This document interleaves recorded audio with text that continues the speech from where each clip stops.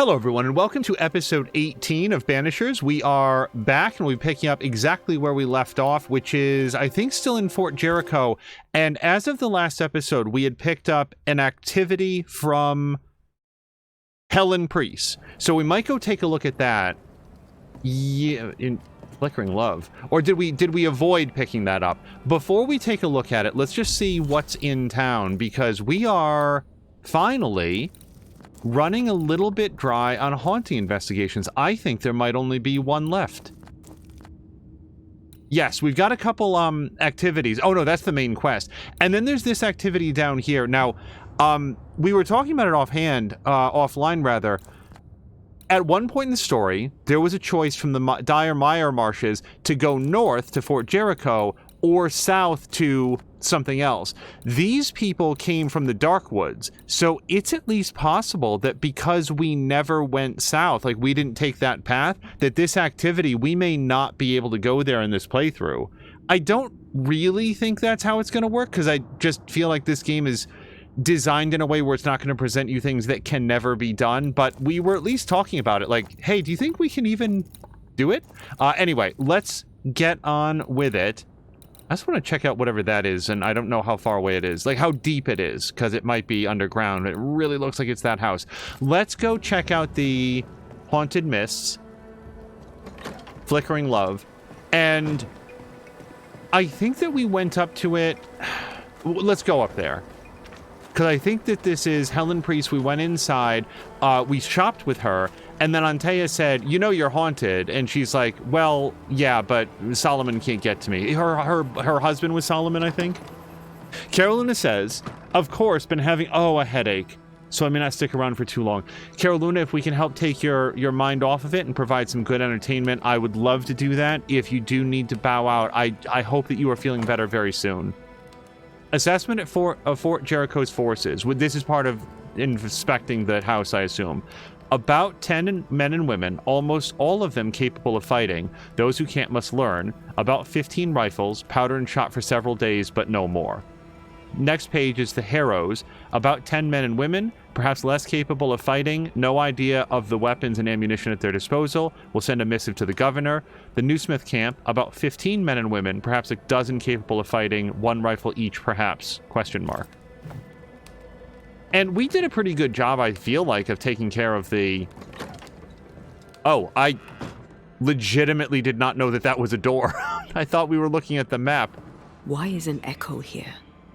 If Sebastian still lingers, it can't be. Sebastian, not Solomon. 6th day of July, 1688. So this is not quite a decade ago.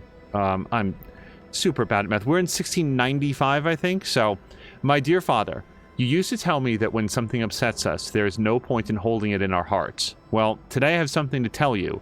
Even though you are no longer with us, writing this letter, which I will never send, makes me feel closer to you, as if you were still with me. Sebastian is dead. He died a hero a few days ago, and I am proud of him. But if you only knew how much I hurt. I feel this icy flame in my chest, growing day by day. I have no one. I am nothing. I'm alone in this world. I'm alone, and this world feels cold and empty. I wish you and Mother were still here to tell me what I should do, how I should behave. But you are not. I can feel the darkness tightening its claws around my throat, and this immense emptiness filling my insides. I feel as if my skin is tightening around my bones. I feel like I'm suffocating. I wish it would stop, so that I could see the light again, the same light that animated your smile when you spoke to me. I wish you were here. I wish you all were here. I wish you were all here. I wish I could hold you in my arms and tell you again how much I love you. What is lurking here? Time to work, Banisher. We will absolutely take a look at that, but let's take a look at what we can see with human eyes first. 21st day of June, 1695, so this is real recent. I think we're in July right now. Oh, by the way, did I say hello to Solid Chrome Hickey? I hope your Sunday's also gone very well. Sebastian died in the mines. I know that. But then he came back. It's him. My husband came back. I don't know why. I don't dare ask. Maybe it's for revenge? I left him to die alone. I wasn't with him. I have to do something. I have to help him. But should I? Sebastian's mentioned on every page. It'd be sort of a topic of conversation, I would think.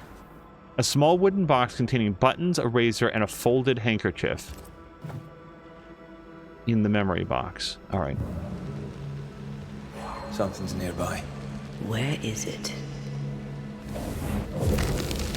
That letter, I might have something to say about that afterwards. So here's a drawing of Sebastian Priest. Yep, checks out. It's a good drawing. It's better than I can draw by a damn high amount. I would really love to be able to do that. These are really very good. Poor Helen.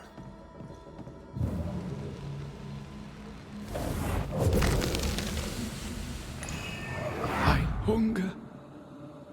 I fade. What can I do? What do I do for you? Come to me, love.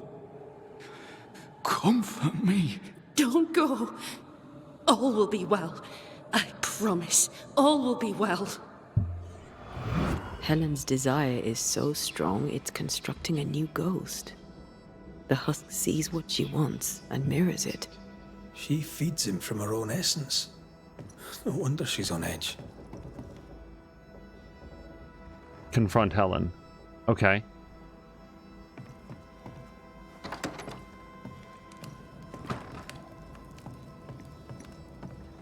Well? I'll not waste your time, nor mine. You lied to us about Sebastian's husk. It's still here. We were clear. That is not Sebastian, and its presence will kill you. I know that in my mind. But in my heart, it is him. I can see him, hear him, feel his presence. I know him, and he knows me. If he is not real, what is?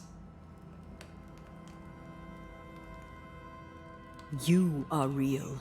Every breath you take is real, and every beat of your heart. And the people here are real. Lead them. Sebastian is a husk, and without the puppeteer, the husk is paling. It clings to you still because you cling to it. Soon it will pale entirely and become a specter. This puts you and the others at great risk. He poses no danger. He's...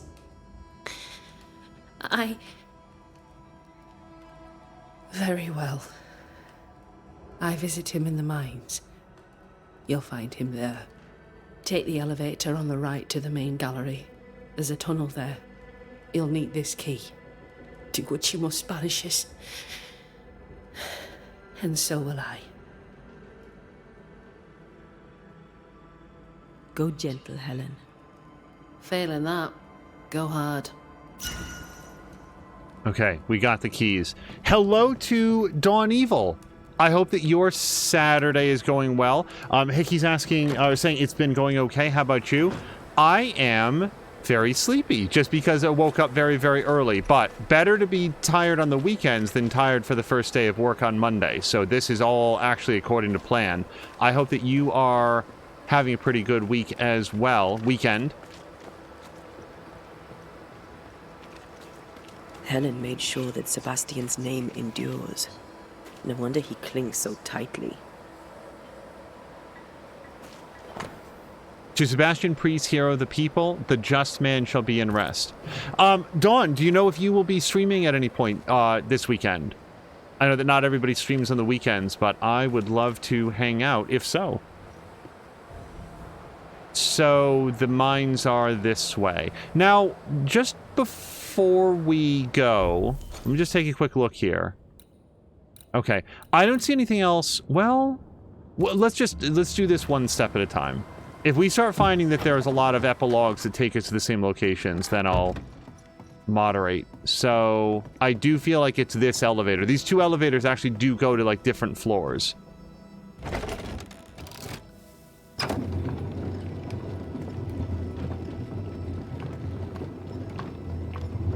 Can Helen's longing alone sustain Sebastian? Without the puppeteer, I mean. Anything to avoid the grief. Just like us. You're no husk. I suppose we all do what we think we must do.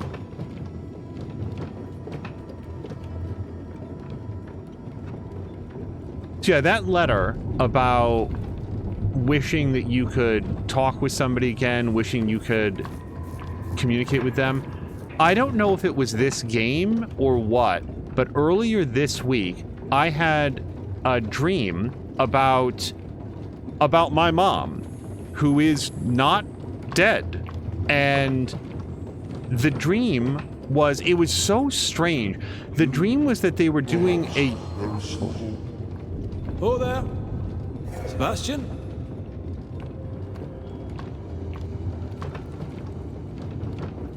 The dream was that on TV, they were going to do a Quantum Leap revival. Not the current television series, which is like a remake, like a brand new series, like a sequel series, but like Scott Bakula and somehow Dean Stockwell, and the real world Dean Stockwell passed away a number of years ago, and they were going to like do like 6 new episodes. Like, this is a weirdly like specific dream, and I was really excited to watch it, and we were going to watch it, and then in the dream, I remembered... Hold on.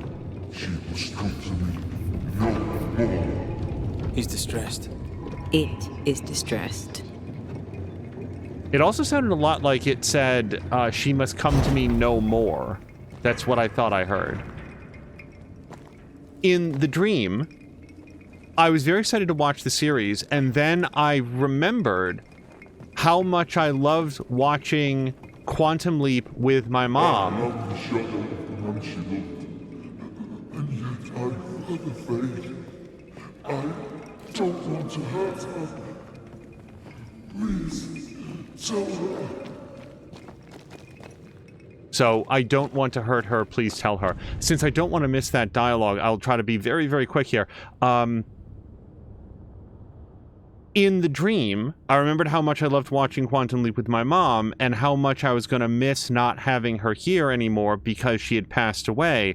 And then on the phone, I had an opportunity to talk to her and to tell her how much I loved her and missed her. And it had nothing to do with the show anymore. It was just having that communication. Here's the thing about the dream. A, to the best of my memory, I have never once ever watched Quantum Leap with my mom. I'm not even sure that I ever watched it with my dad. They super weren't into Quantum Leap when it was on. This is a complete fabrication of the dream. To the best of my knowledge, my mother has absolutely no opinion of Quantum Leap at all.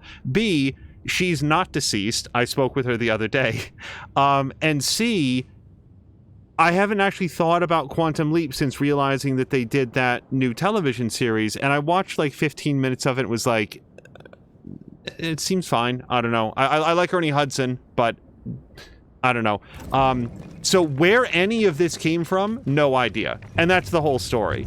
Now, was that dream inspired by this game of just this continuous parade of people having the absolute worst days of their lives and either being denied or getting the chance to say goodbye?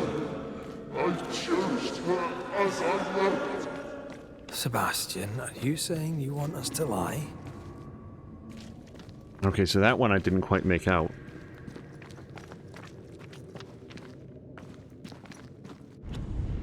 Caroluna said, this is why I was enable subs. Oh, like subtitles? Then I would have had any chance to hear what he said. So, the thing is, sometimes I feel like you're not supposed to understand what a character says.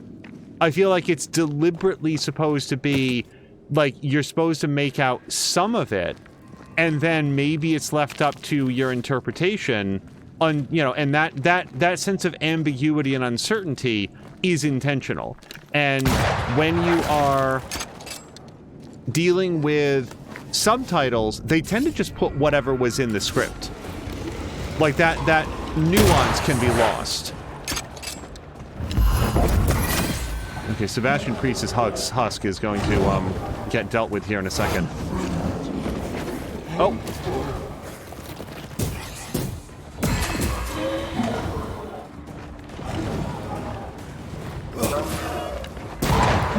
Oh!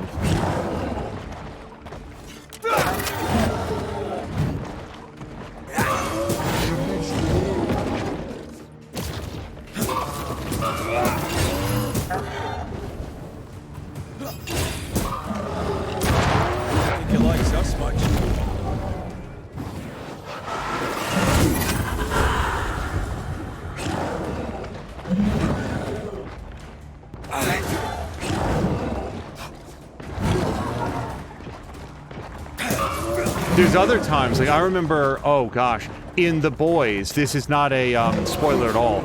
In The Boys, at one point, there was a conversation between two people that were speaking, forgive me for not knowing, in Korean, Japanese, Chinese, Vietnamese, I don't know. But they were speaking a language that neither of us did. And then, at first you were like, oh, okay, this is interesting. Like, they're not giving us any information on what they're saying, so I guess we're not meant to know.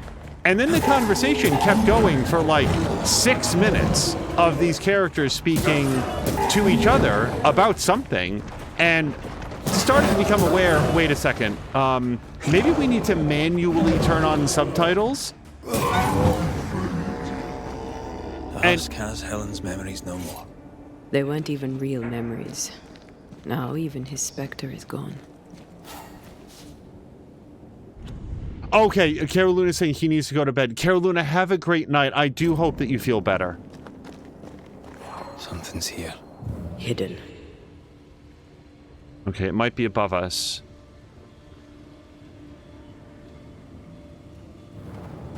Oh, there we go.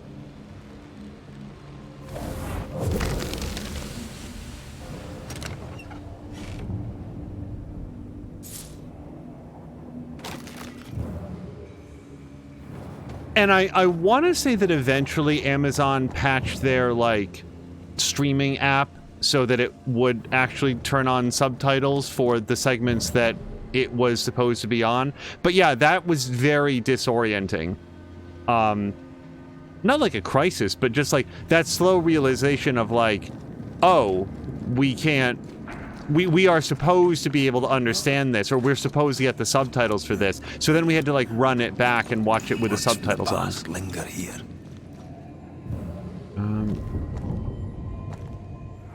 You want me to read it to you? Again? As long as I can hear your voice. I'd rather finish your portrait. At least I get to look at you. Very well. I'll strike my best pose once more. Who's he? She spent a lot of time down here with her beloved husk. I mean, I get it. This is a world where, as present as they are all around the characters all of the time, the existence of ghosts would still be in doubt for most regular mortal people. And then after 7 years, remember that Sebastian was dead for 7 years before he suddenly turned up again. And I remember sort of making note of that.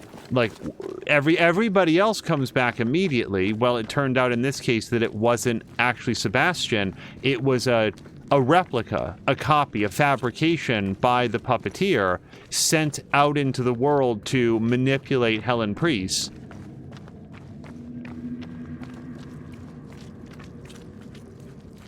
And now that's what we've dealt with. As Antea said, severed from the puppeteer, it was, I think the phrase that she used was paling, which is just a really interesting word. So it's sort of like paling, it's fading away, it needed to feed on her. But what I think that we heard there from Sebastian's husk was it still loved her because it was a copy of Sebastian. So it hated what it was doing to her. And as a result, needed to make it stop. I did miss part of what he said though, and it might have been, were I to guess? Yeah, I don't think there's anything else under here for us right now. Let me just make sure, that this epilogue isn't, that's up on the surface, right? It definitely is. Okay, let me just unselect it. I didn't want to take this elevator ride and then come straight back down if it was going to be here.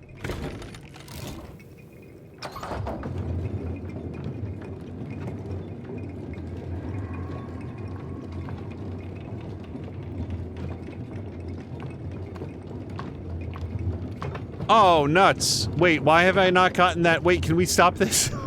I'm probably not going to come back down just for that, but is there any reason in the whole wide world that I haven't gotten that chest?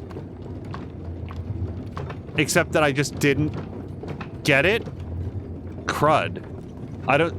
There is a fast travel point down there, isn't there? Because I could hear the bones. Maybe we can just, like, bamf down there and get it. I don't want to take this elevator ride. I can do that part, like, off stream, I expect, but... Oops. I didn't see it.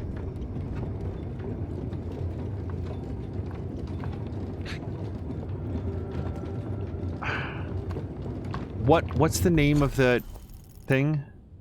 It must be bottom of the mines. Yeah, let's see if we can pick it up. We'll just do a quick fast travel.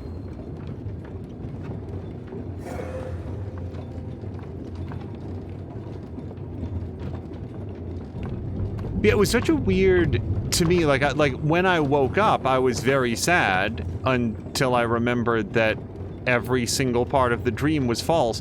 And I was just trying to figure out, like... Where did that come from? That it was just such an odd collection of unrelated ideas. Quantum Leap and my mom, and like it was so specific that they were gonna do like a 6-episode revival with the original cast.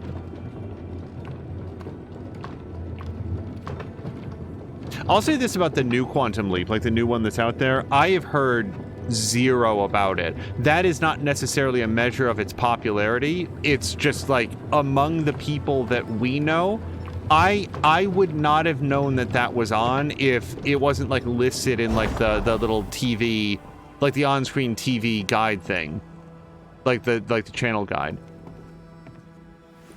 Same with that Night Court show. Aren't those both on NBC? Yeah, they need to work on their marketing because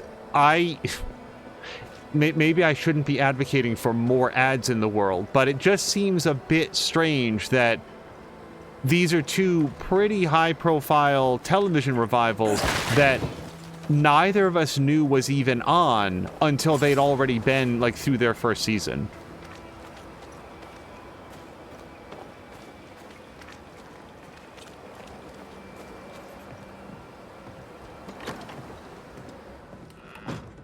Alright, hopefully this brings her some peace. Have you found him? We found him paling in the mines. He was calm, at peace. He told us he'd cherished the life you shared together. My poor love. Why did it have to be so? Things were finally going my way. Bloody hell. He was all I had. My love, my friend, my only friend.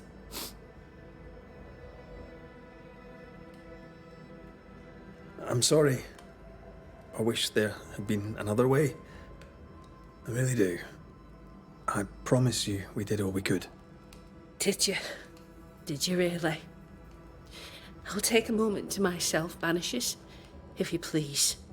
Of course. Take care, Helen. Okay, so that conversation did not go the way that I thought it would. Specifically, when the two options were we were too late or he's at peace, what I thought we were selecting was A, lying to her. That was dire. I know, Banisher Rule 14, don't get involved emotionally. I hate that rule. Then why'd you make it up? Because you needed it.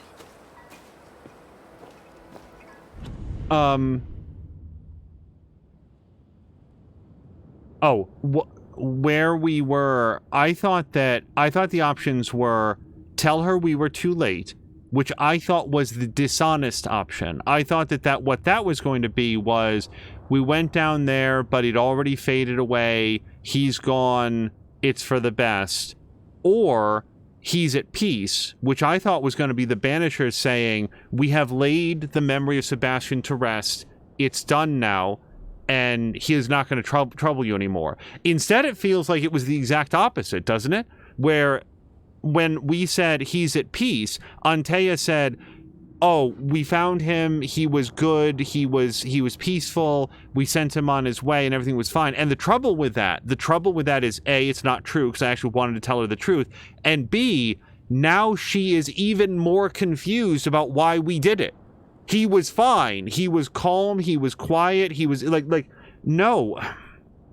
I would have wanted to tell her the truth, not to scar her, not to make it worse, but to let her know it was always gonna go this way. It was not your husband. This was a fakery. Hello to Czar, by the way. Czar, I hope that you've had a great Saturday so far. How has your week been? I know it's been very busy for you at work. Pause for 1 second. Can we teleport? Oops. Can we teleport down there and get that chest? A lot of chests I might walk away from because they just have like fur or whatever. Here, those blue ghosty chests are usually gear, and I would like to get those. So we want to go to, that's underground. This is the bottom of the mines. I'm fairly sure that this is where we want to be. And if it's not, then we'll just fast travel back up and I'll revisit it later. All right, so there's the big elevator shaft. Yep, this seems like the right place. So I think that where we're trying to get to is right up over here. And I think that the reason that I didn't get this earlier was that there was some creeping ivy in the way, and then I just never remember to come up here and get the chest.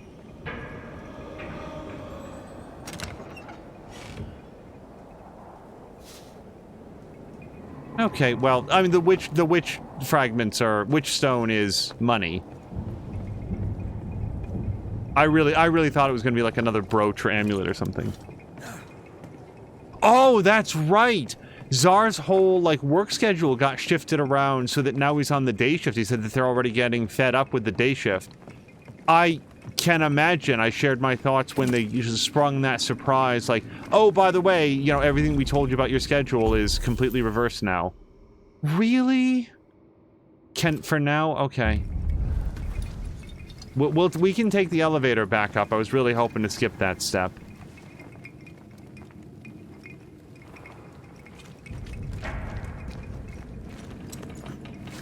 Oh my gosh. You know what? Now that I'm thinking about it, even worse, I think that we have to wait for the elevator to come down.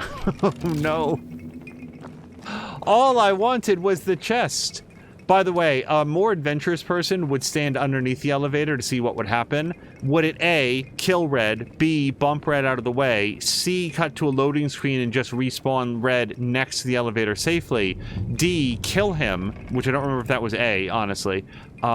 There's so many things, or like, E, it might just stop the elevator until you walk out of the way. It's always interesting to me, like, what the game developers will do in order to clear that sort of, like, obstruction. Most games, they put a gate in the way, right? So that you can't just walk underneath it. For me, I'm just going to wait a respectful distance. Because I guess, like, option G is it just crashes the game. Czar says, on nights we were usually done by 7 on Fridays after starting at 3. Last night, 7 got done at 7 after starting at 9. Last week was like 6:30. Yeah, Czar said, or you might just phase through it. I guess we're headed upstairs now. Still, at least we saved the trip down. I hope. Hopefully it came out on the balance. Hello to Crow! Crow, how's your weekend going so far? How's the Jeep going? I know that you were getting it set up to do, like, some DoorDash stuff. I'm wondering if that's up and running now.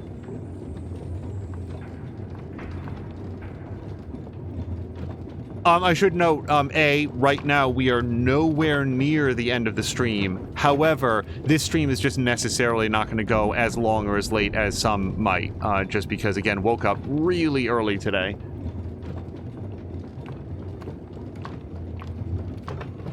Also, my memory is that App is not doing a stream today because he had some family stuff, but I might be turned around. That might be a different weekend.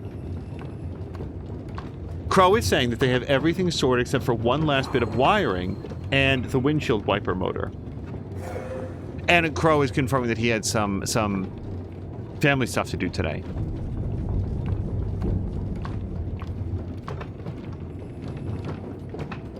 Yeah, hopefully this weekend we'll have an opportunity to see a movie that we've been wanting to watch. I would still like to see Free Guy. I don't know what I'll think of it, but that's the fun. That's the fun of not knowing what movie you're going to see. One of the reasons why I sort of like moved away from seeing the same movie multiple times. Yeah, I like that movie, but I already know that I like it. And isn't it interesting and fun to come to conclusions about something that you've never seen before? Now, as we get off, for no real coherent reason, I just want to wait until we're off the moving elevator to bring up the menu. Let's just take a quick look at the haunting cases, because I think... Hold on. So this is New Eden Town.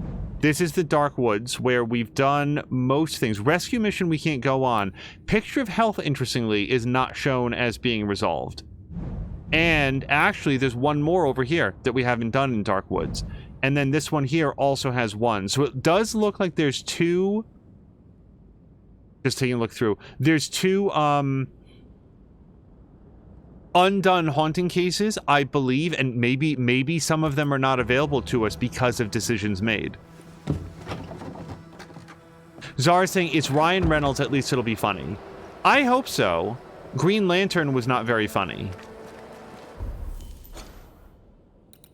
Okay, so, yeah, let's check out. We've got 2 activities, and I think that we might pick them both up so that we can see what's what, and maybe they'll lead us to the same location.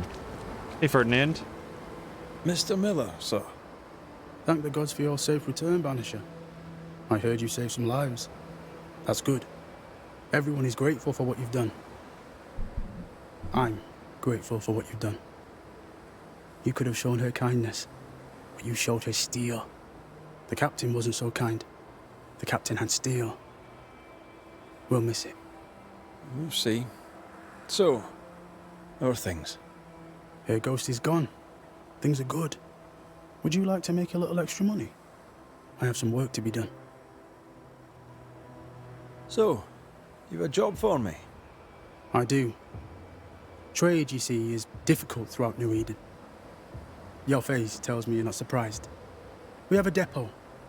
Merchandise hidden in the marshes, below the ruined watchtower, not far from the abandoned fort. My buyers collect their goods and leave the payment.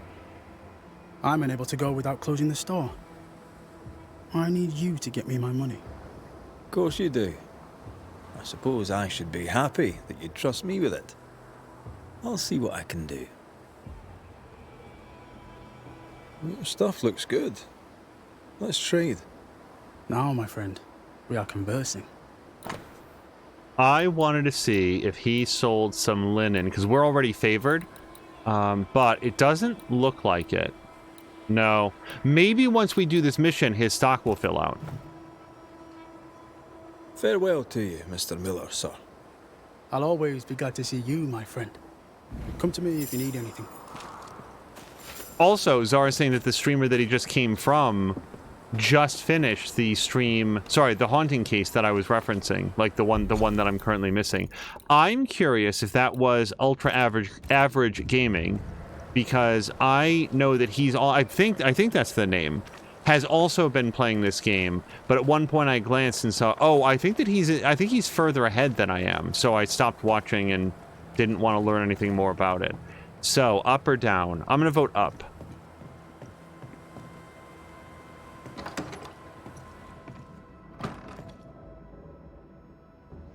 I think it was probably down.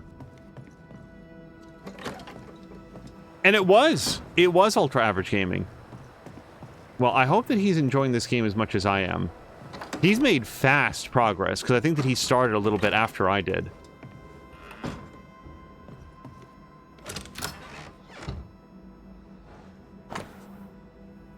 Okay, this is a treasure map. We can see some sort of structure over here. And wherever we're looking would be over there. There's also what appears to be a waterfall right there. So I guess I'm looking for a building and a waterfall next to like some big rocky outcroppings and maybe some trees. I have, aside from that, absolutely no idea where this might be. And then there's something up here, curse something, your frozen Utes. Is this a treasure map? It's badly faded, but I see a word. Curse. A cursed treasure map. Or at least a map to cursed treasure. A map which we will, of course, be following. Well, I do love a treasure hunt. Okay. Now the question is, do we want to run someplace or do we... Well, I do kind of want to check this out. the other option was going to be do a fast travel. But let's check out whatever this structure is. It's very close to just outside.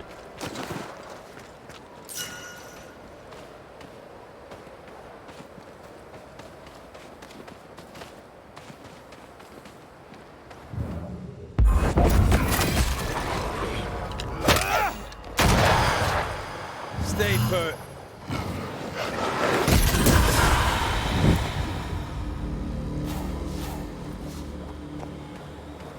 I've probably said this, but just in case, it is so satisfying to do that yell ability and just vaporize multiple dudes. Yep, I've definitely not been here. Whether or not I have the dolls, and I think I probably do, we'll take a look at that in just a second.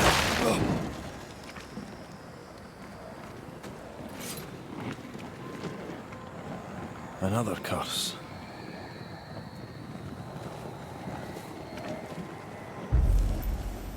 Okay, nope, I actually only have 1 of 3. Zara is saying that the gear from completing the puzzle at the haunting is not worth it. Well, I like to solve puzzles regardless, so I expect that I'll probably do it if it presents itself. Alright, is there anything else here that we want to do? There is a haunting up there. Clear out the other nests of specters. I have no idea which of our objectives that is. But if we...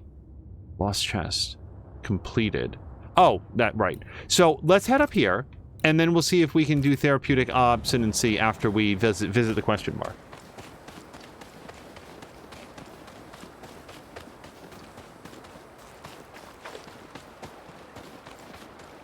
Yeah, for the most part... There are games where I'll hit a point where it's like, ugh, you know, and you just sort of like, but at that point, usually I'll just like start doing story. You know, when you sort of like had your fill in them, most of the time, if a game has like a puzzle or something, even if the thing that I get for puzzle is like, here's a fistful of pocket lint, what I wanted to do was solve the puzzle. Like here's a great example, and I know that I've shared this in the past. I'm always worried that I feel like this sounds like I'm bragging.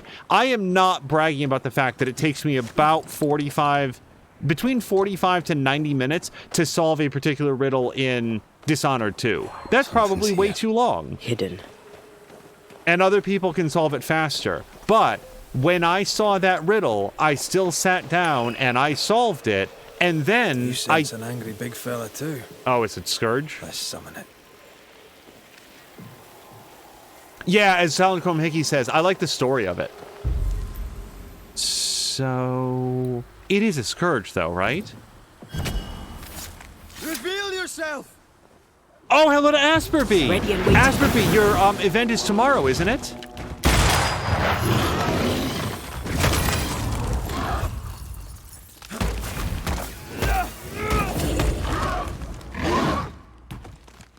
Lady B stopped by earlier today, and she was sharing that around 11 a.m. your time, or is it my time? Tomorrow, you are doing the round-robin art stream with everybody. Spectre position. Okay, but stop it. More fun. Stop that spectre before it possesses the corpse.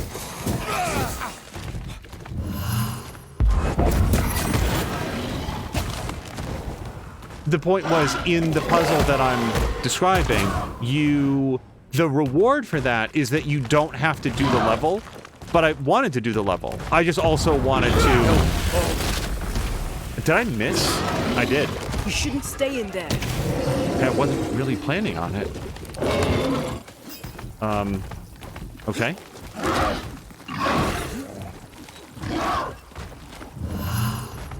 So, I feel like it's a little weird right at the moment. You're within gun range, Red.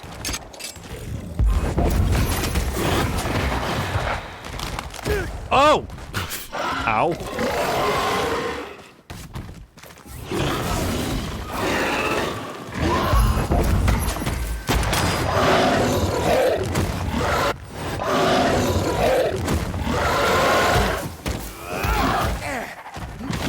Okay. The super short version is just because now I'm distracted by trying to not get killed by this thing. Not distracted enough. They never learn, do they? Watch out. Spectre possession. Nope, not yet.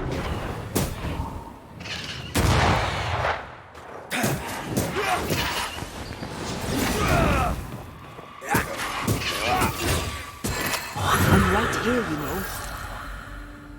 Okay. The journey can be its own reward. There we go. The Czar, thank you so much for the gift sub. With your rifle, are you noticing it randomly pulled to the right when you go to aim after reloading? I don't think so.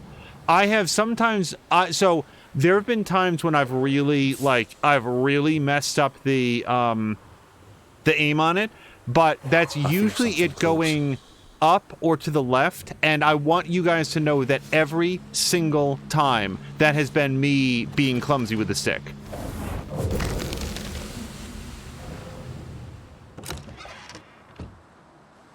It is just now occurring to me that I may not have done a good job of communicating to viewers that when I have been bad with aiming at the rifle, that has been me. Like, there's an element of, like, the auto-aim making it difficult to, like, make subtle adjustments, but I'm sure that I could tweak that if it bothered me. It doesn't. And one thing I want to be sure... I always want to be careful that there's a separation between... I'm not good at the game, or the game is not good. And that second thing does not apply to Banishers. But no, is like, if that's something that ultra average gaming has been having, where the gun, like, pulls, like... Oh, so actually, Czar, and hello to Fox McCloud. This is too scary, says Fox. Can we play something else? I promise. So the good news is the Banishers will protect us. We don't need to feel afraid. They will. He'll use his rings and just rip the Banishers asunder. Actually, so Czar, now that you mention it, there is... God, how to describe this?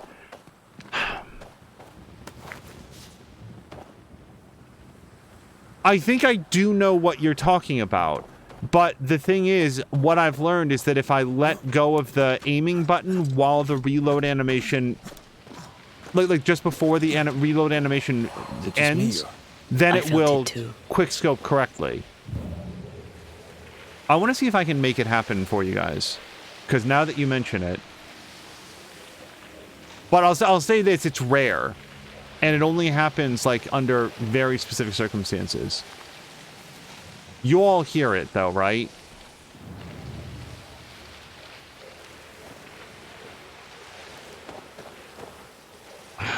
Okay. I'm pretty sure this is one of the things that I've come up to on a couple different occasions and just not been able to find. So I don't want to spend our lives just listening to a hiss come out of the rock.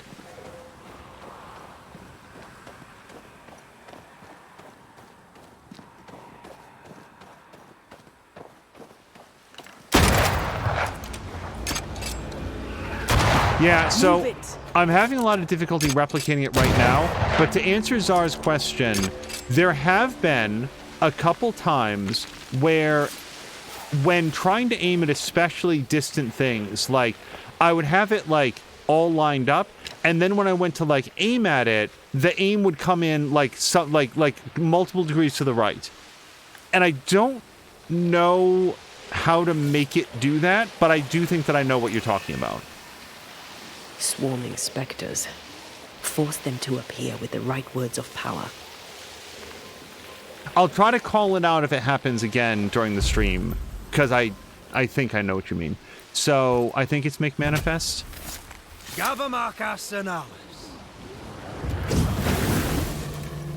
Is Ultra Average also using a controller? Light and punch attack damage.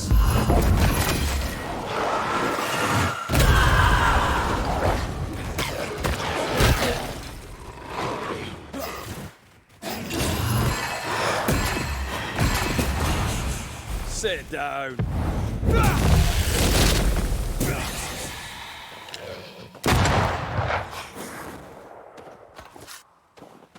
Oh, you know, you want to know the thing that happens to me? So I have a bad habit of like clicking the left stick in, especially if there's like things getting hectic, and it will sometimes center the camera in like the worst possible way, like at the worst moments.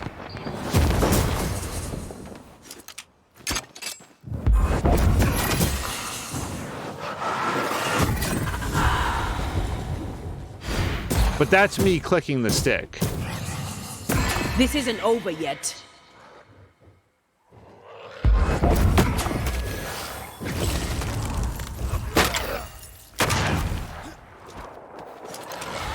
Quicken yourself. Okay, I really feel like I was outside of howl range. Oh. Okay. Okay. So apparently I'm just gonna get worked by these wolves.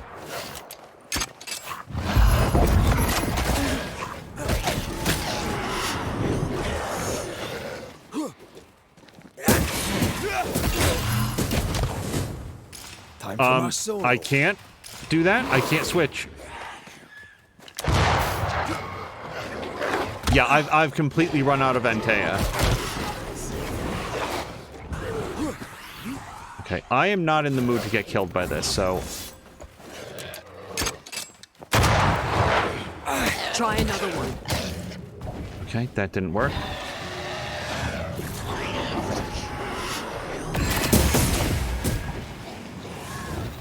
Right there, like that right there, the camera just like 180'd. Whatever it was that did that, I'm pretty sure that I accidentally clicked the stick, and it was not what I meant to do.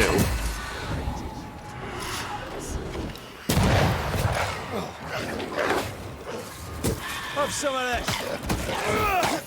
Okay, this guy seems shielded. Whoa, whoa, whoa! There's a whole bunch of stuff happening in chat. No, not Anne Wings again. Okay, wait. It is immoral not to pay attention to what's happening in chat here, because there's a lot happening here. Hold on just a second.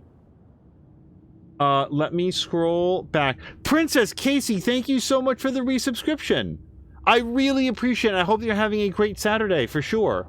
Czar has now also gifted a sub to Fox. Czar, thank you very much. And then Fox says, I've completely run out of Antea. She is all of us. True. And then Czar had cheered 100 bits, which I think has propelled our hype train all the way into level 2. Very, very much appreciated. I thank you. Again, with the camera. God, you're tougher than a gadfly. Nope.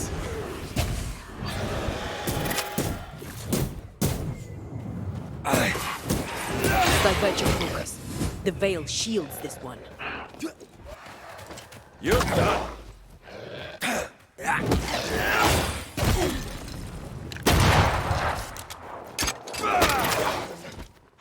You got this. Nope. Okay, stop.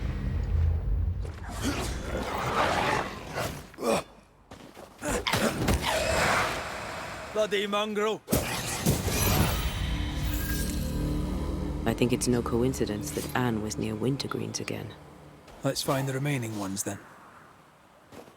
Oh, this is a multi-stage. Make the extremely. I had a family, here or somewhere else. If there's time, I'd like to look to let them know. We'll try. The extremely kindly nurse who dedicated her life to helping somebody who offered her nothing but bile and spit. Now we're gonna hunt her around all the wintergreens in the entire place. Cool. Feels great. Okay. So point of interest, for sure.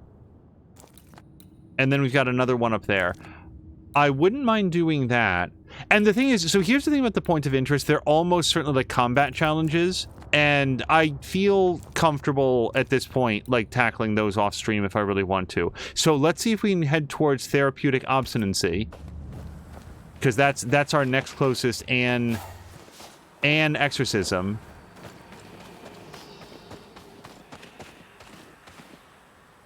Okay, I was gonna say, I hear something.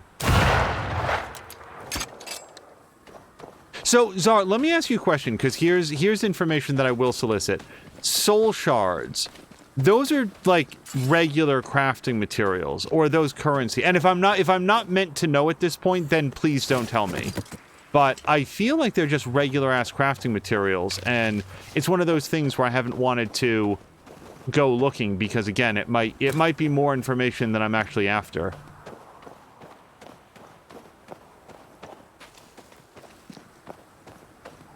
Yeah, Princess Casey, I hope that the rest of your Saturday has been going well. As you can see, we are in Banishers, and we picked up a couple new activities, and then immediately started doing neither of them because now we're going to go harass a nice nurse. What? Why do I not get to kill that dude that we met in the previous episode? Theodore? Yeah, let's go hunt his ass around for a while. Then at least we could feel good about it. This feels really bad. Anne is out there hanging out by the wintergreen, and the wolf dogs. She's apparently minding her own business, but here comes Red. Hey, back again, just to make sure that you never once have someplace that you're happy. Zara's not sure what the spirit shards are for.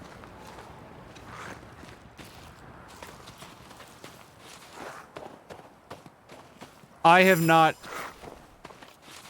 I mean, maybe? It is right here. Find the source of the scratching. Okay. And if we wind up fighting Anne, we'll do it.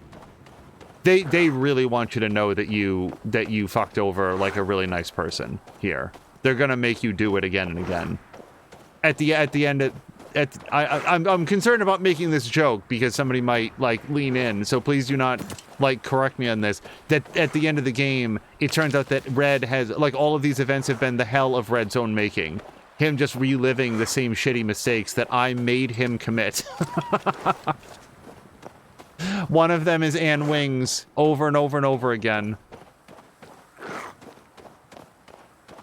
Am I gonna try Rise of the Ronin? So I know, so here's everything I know about Rise of the Ronin. PlayStation 5 game, or at least that's what I would be playing it on, I suspect. Third-person action game, feudal Japan themed, like samurai era themed, I think, made by Team Ninja.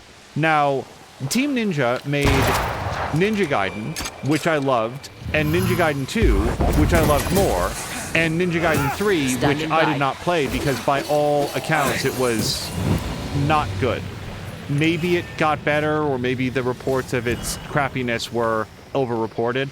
But aside from that, Team Ninja did like Dead or Alive Beach Volleyball and Dead or Alive. I played one Dead or Alive for a while with my friend HW, and that was fun. That was good times. It was a fun, fast, really fluid fighting game that made it easy to like do different moves and get comfortable with the characters.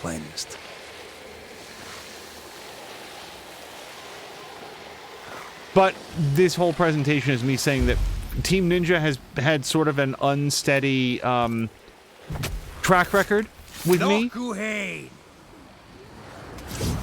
So I guess Rise of the Ronin is going to depend on... Get back up! That specter's seen a corpse and it wants it for its own. I completely fucked that. Yeah. Okay. Now it's fine. It's fine. So the answer is Rise of the Ronin. If it turns out to like be a solid game and get good reviews, I'm certainly not against checking it out. But at the moment, I feel like we've got plenty of things to fill out the time. Okay.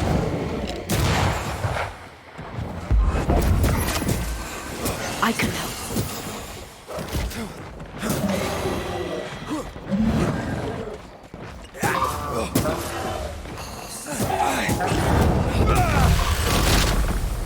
Throwing a tantrum, eh?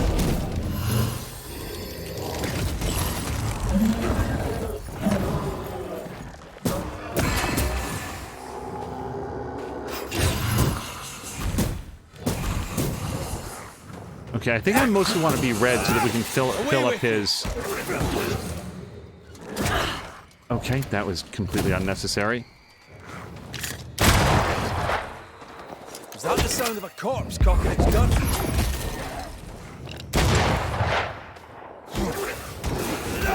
Bastard.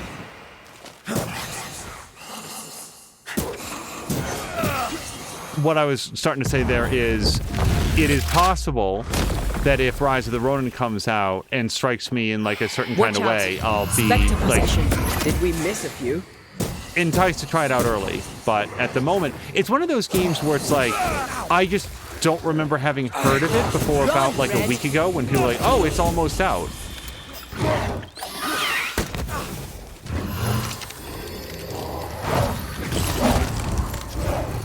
Okay, feeling a little low on lives.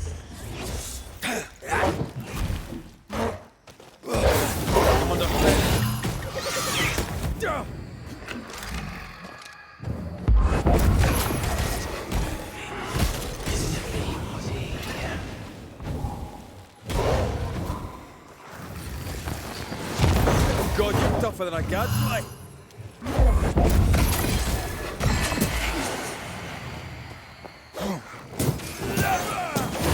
Stop. Stop. No. Why? You're welcome. No. Tell me I didn't just burn that on the weakest dude there. Wow.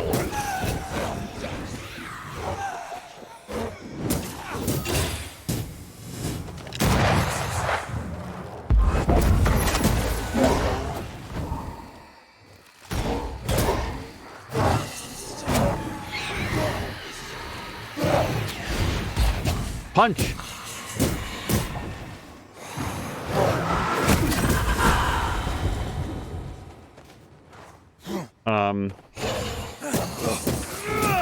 You're done.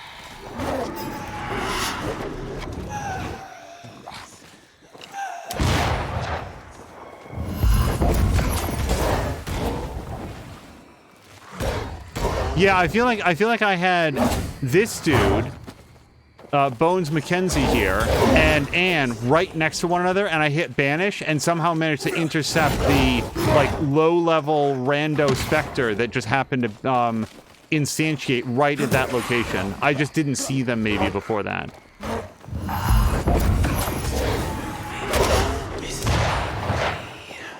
Nope. Okay, but I have to do this myself.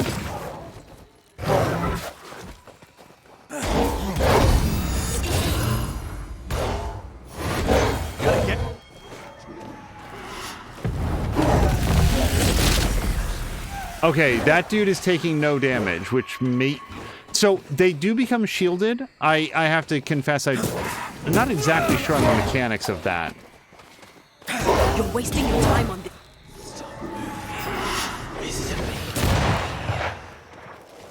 Okay, I don't... Nope.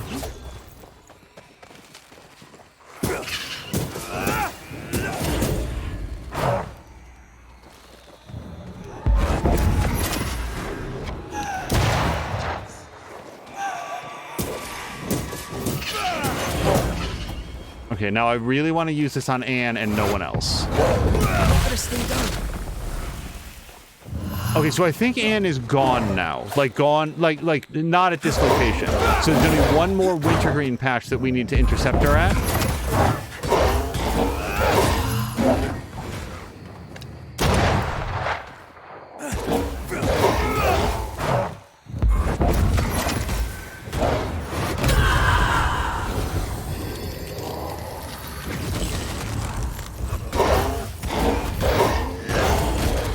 Okay, this dude's shield is gone now, so we should be able to do some good damage with this. Stay down. And Spectre is weak. Did we clear out all the wintergreen? There was some by the cliff top where she died. Czar is saying, or Let's asking... find that last nest and be done with it. I know this is difficult for you. I know you were attached to Anne. But I'm here. Aye. You are. Okay, that's actually, again, really cool that the game is acknowledging that Red, being a person of any level of conscience, would probably not be really excited about doing this. The fact that the game is completely accurately reflecting my feelings on this, you know, having to do this quest. Like, let me be clear. I don't have to do this quest. Narratively, we must do it because it is the right way to lay Anne to rest. I don't know what's happening. Is that Joshua?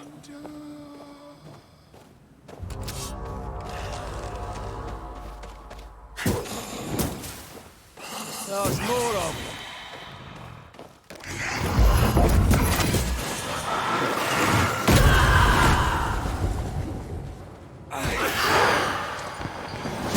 Can I join you too?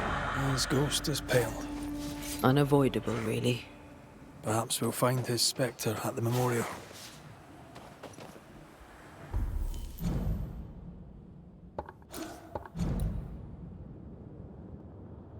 Joshua. That's Theodore. Nathaniel. Nope. No. Oh, Joshua! Joshua! Okay, yeah. He didn't talk for a long time, so I didn't, like, fold him into my memory as much. He's the guy that got shot to death by Andrew White, accidentally, and then spent decades trying to get his friend to forgive himself so that he could pass on. So, Czar was asking Crow how many different channels that she's lurking in. Crow says right now it's Angel, Toots, and a friend called Bagsketty. He's playing Final Fantasy Rebirth. Not my cup of tea, but I'm loyal. Yeah, so I am interested in Final Fantasy VII Rebirth, having played the previous game, but also... I think I heard the sound of a gun. Thank you for the heads up, Antea.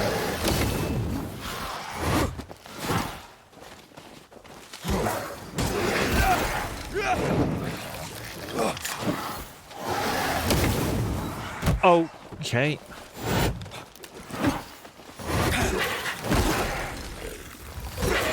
Island kiss for you. Stubborn bastard.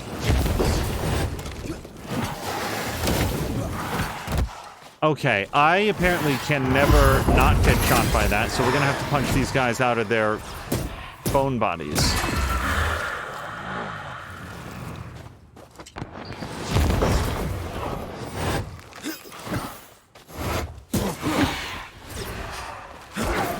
Get to this one.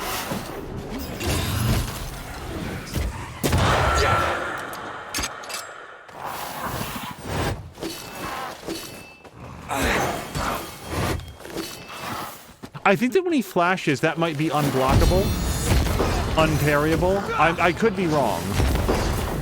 Lost, won't you?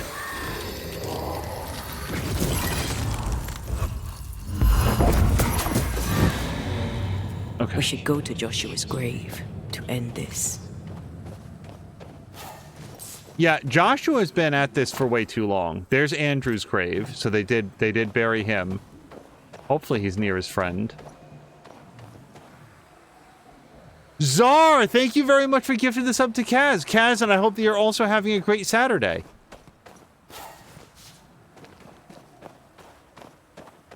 Okay, so... Oh, no, look, this got all scratched up. Do you think that was Andrew? It could also have been, remember that when we took Andrew, Andrew was ready to go, but Joshua was very much not ready for that. Very much, like, his whole thing, his whole, like, point of focus was that he needed his friend to forgive himself so that he could go on and live a happy life. And then the Banishers came along and gave Andrew what he said that he wanted because, to be blunt, it was convenient for Red.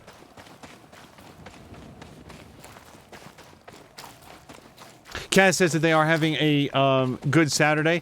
I am also very much enjoying my Saturday. So since we're walking past this, we want to give this one more shot. I've never tried like one of these a second time. Intensity 2. Let's do it. Is this a Scourge?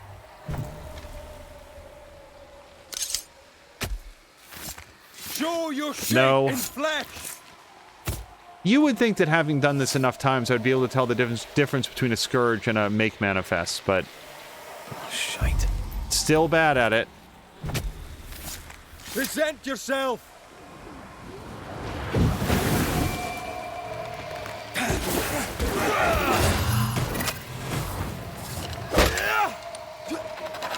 Snap out of it.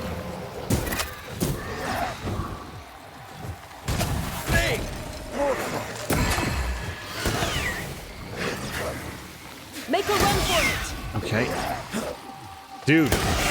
Excuse me, can you stop shooting me?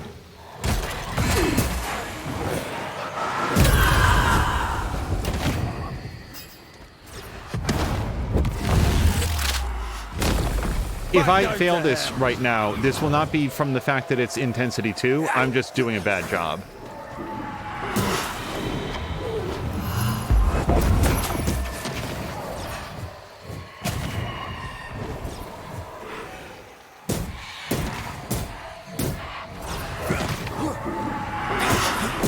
Think you could take on a ghost?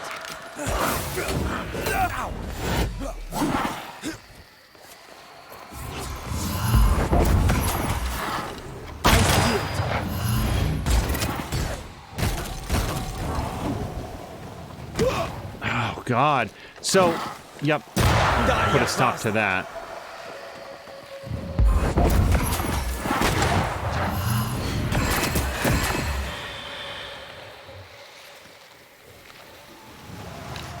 I can help. Okay, so that was another +1. That's good. We won't be doing that again right now, but good way to get powered up, especially when you're sometimes powering gear that defunds the abilities that I really like good punch and like manifestation power, but you find an attribute, or sorry, a piece of gear with affixes that are so good. You're like, well, I really want to use this one, but it sucks that it's bad for my punch power. Hey, you do that a few times, you get your punch power right back.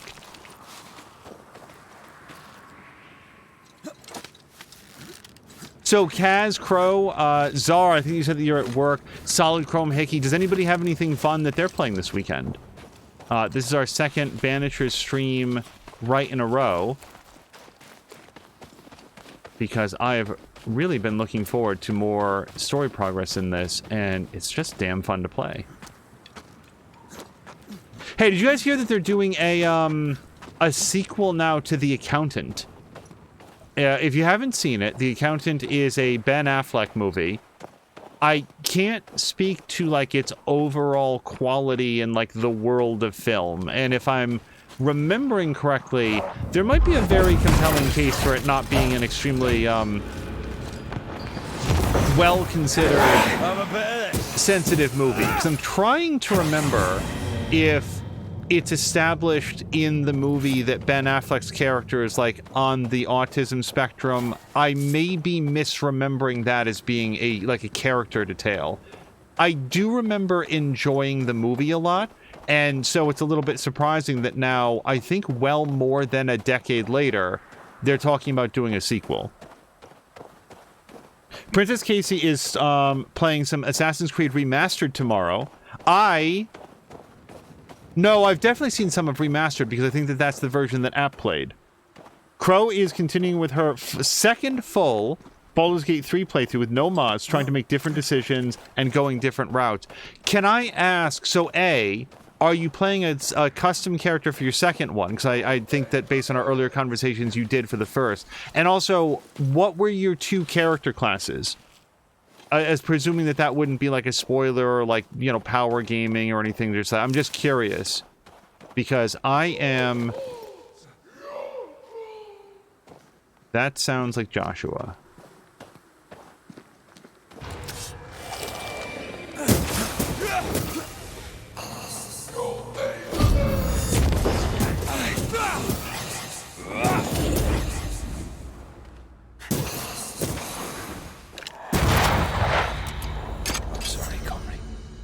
Sincerely. Yeah, the thing is, Joshua spent a very long time suffering. Conscious, present, unable to communicate with anybody, unable to be seen or heard. just mostly made of wounds. It seemed like a really, really bad deal. Hello to Ginger Beef! Ginger Beef, how is your Saturday going? Crow is saying that she might be starting The Longing. Now that, by title, is not familiar to me, The Longing. Based on the title, it sounds like sort of a spooky style game, possibly from an indie developer. But that is a pure guess, combining the knowledge of, like, I haven't happened to hear of it. But again, I hadn't heard of Rise of the Ronin until, like, March 1st, so it may be much better known to others. I'm very curious about it.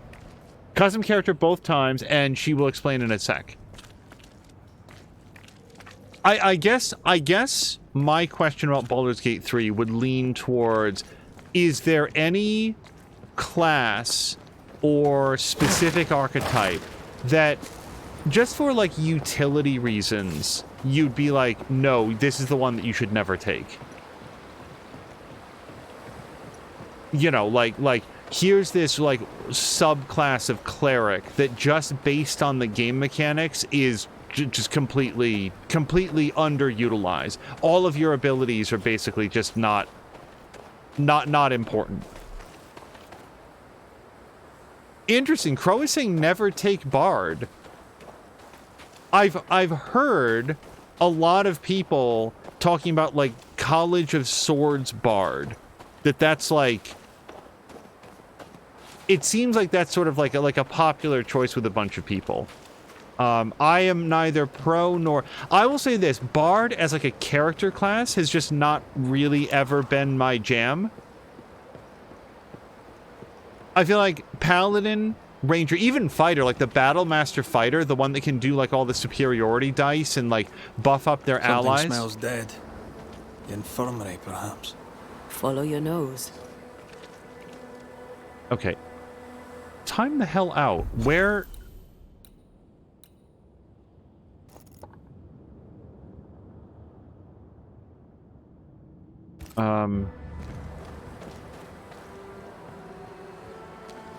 Okay, no, it is pointing this way. Rogue, I've always thought is fun.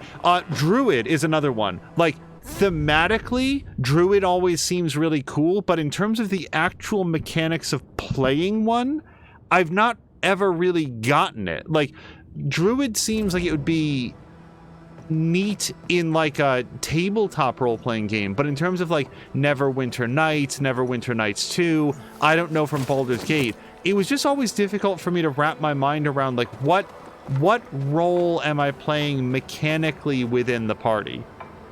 Ginger Beef Jr. is asking, how are you liking this? I am really liking this.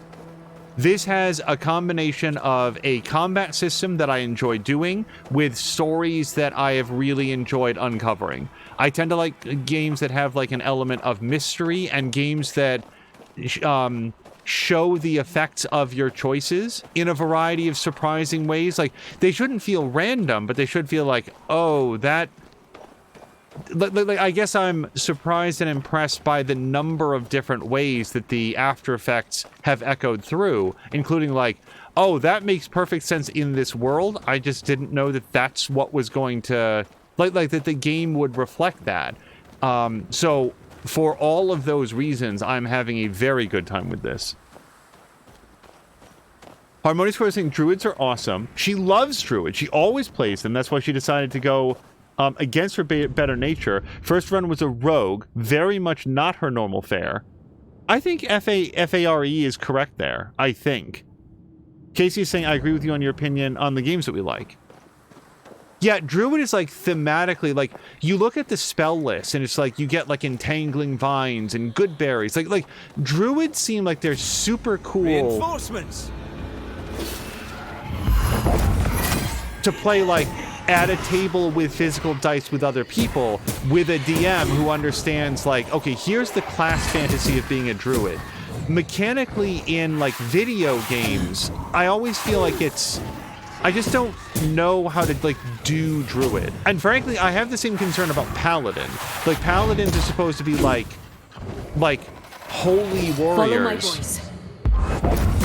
Except, like, I don't feel like I have a DM that I can ask, like, hey, give me a quick rundown of, like, the gods and, like, where they fall in this particular area of the world. You're wasting your time on this one. Okay, well... Oh, you know what we should do then? Okay, just tie that one down. Ow.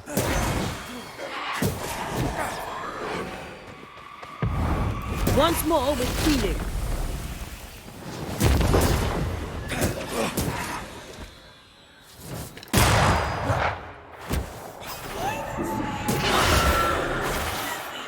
Okay, that appears to be the end of Anne. Anne Wings.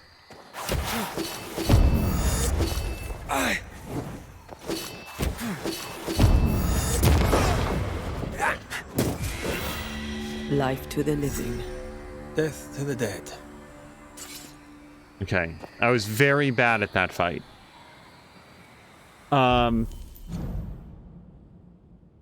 Baldur's Gate 3, there's different kinds of each class as well, even of rogue and fighter. You can be an old-fashioned spell sword. Spell sword is, when you say old-fashioned, that's also an archetype that I've always wanted to try in, like, a variety of, like, CRPGs. Yeah, this sucks, man. I'm glad that they buried her, like, where she was found. She seemed to really like this place, but I didn't want that to happen to Anne. But, like, yeah, basically an armored wizard or, like, magic caster that specializes in having a high defense and using a lot of, like, touch range spells that are otherwise, like, very, very, dangerous for wizards to try to do because they have to be in close. I would love to do a wizard that specialized in that particular form of, combat. Wizard, sorcerer, bard, like whatever would, like, let's do a lot of touch range spells. I think that'd be fun to check out. I am not going that way. We want to go this way. Have I played any?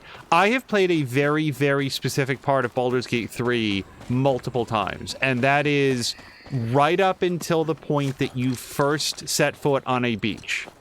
So there's no spoilers there, and people who have played or seen it played may not even have successfully tuned into a stream early enough to know what I'm talking about. It is very early in the game.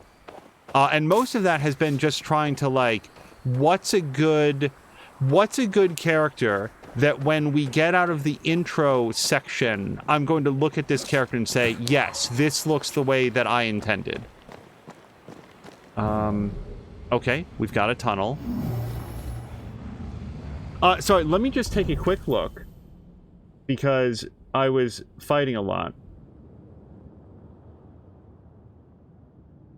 Yeah, so Gingerbeat, I don't know how familiar you are with the game, but this is a spirit tunnel that we can go through. And I just want to make sure if there's anything else up here.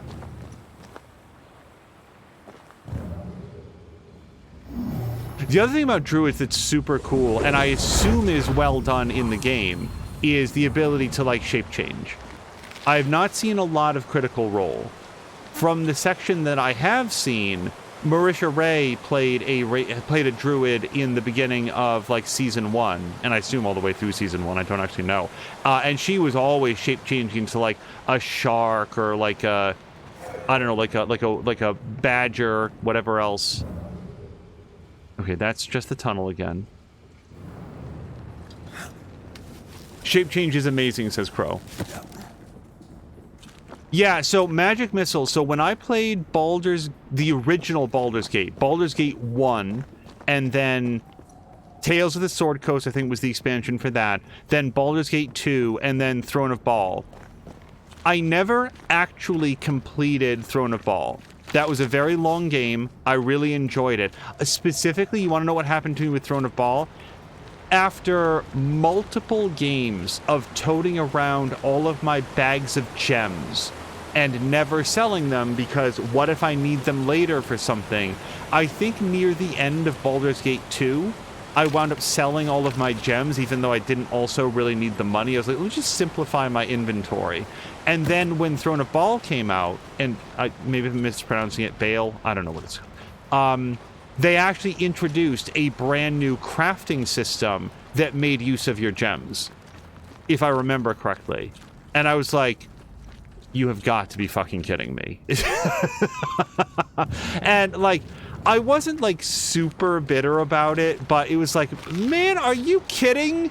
After, like, 2.5 games of playing through and, like, not making any use of these gems, now they've introduced something to do with them just after I sold them all? Kaz is waiting for season 3 of the anime. Oh, and Crow is saying that she loved Vox Machina. So I have seen... We've watched season 1 and season 2 all the way through. Yes, we're all caught up on the anime. But I was thinking about the actual roleplay. The actual, like show. The live action thing that Matt Mercer does with his friends. Whatever you would call that. That's what I was thinking of. That we've seen a lot less of. Just because it's like... Okay, hold on.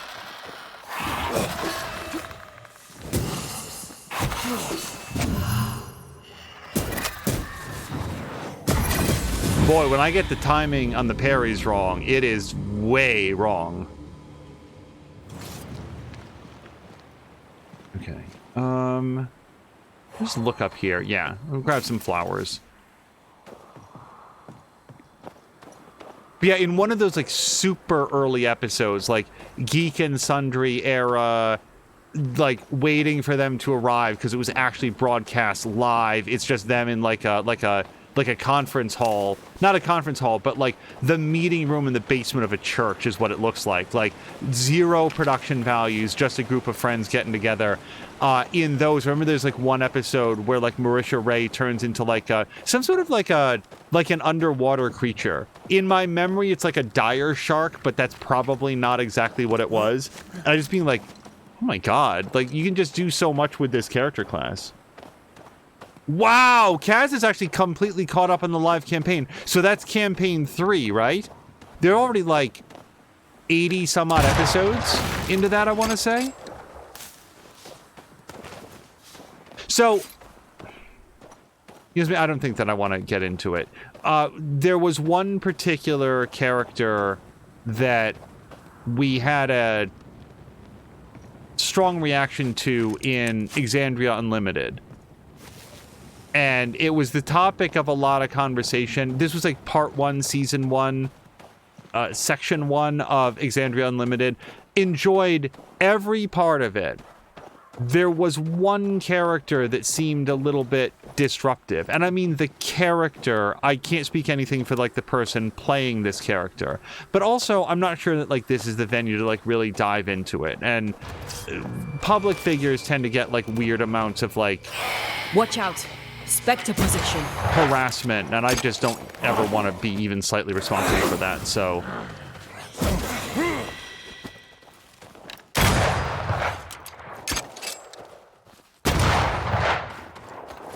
Nope. Okay, just wanted to get that bonus. There we go.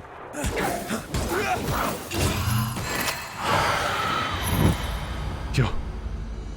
We punched that body so hard that the ghost broke its back on the rocks. 86 in season 3. Episode 86. Shark, whale, fish, and turtle, says Kaz. Probably different forms it could be.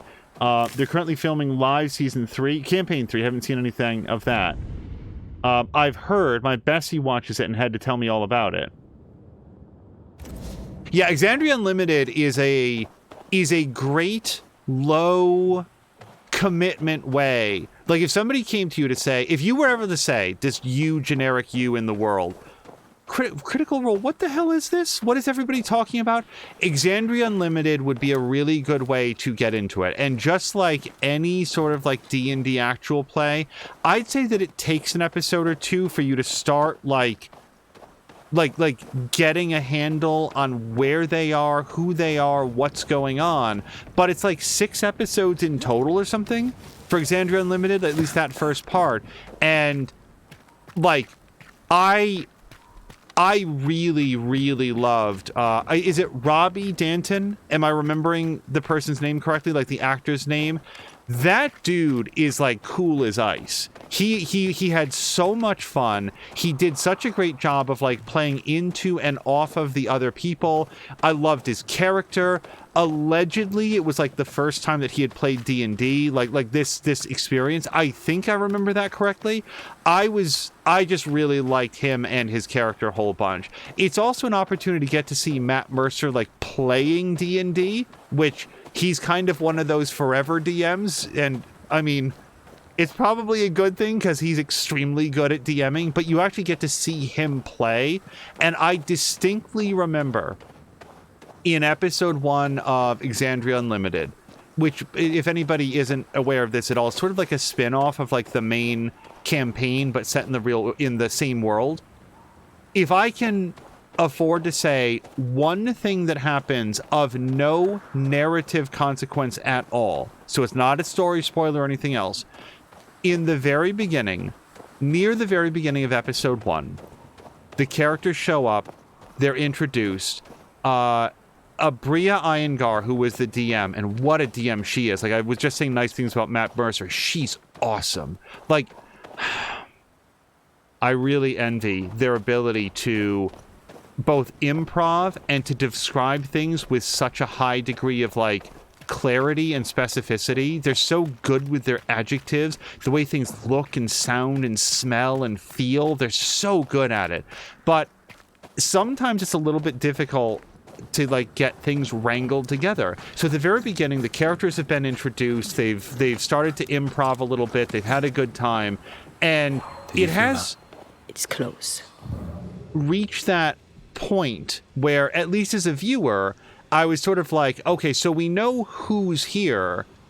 What's the hook? What are they off to go do? And it actually seemed a little bit like there was some difficulty sort of like getting this introduced.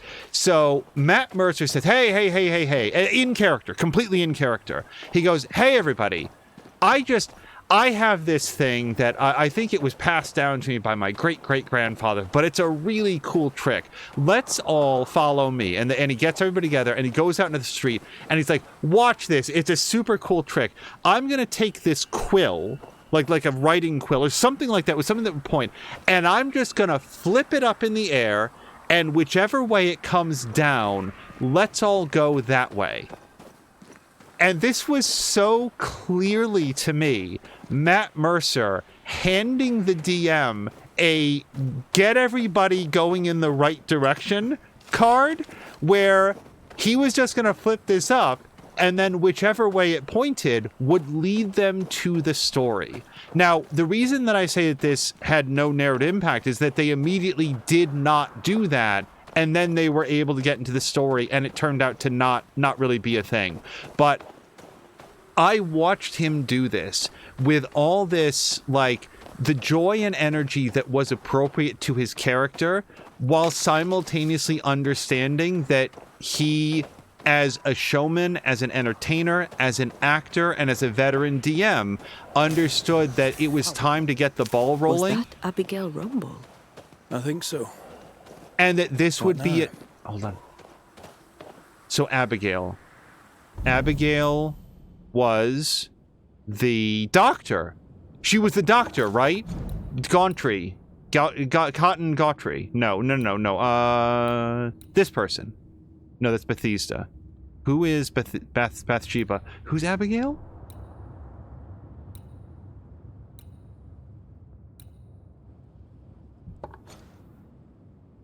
Wait.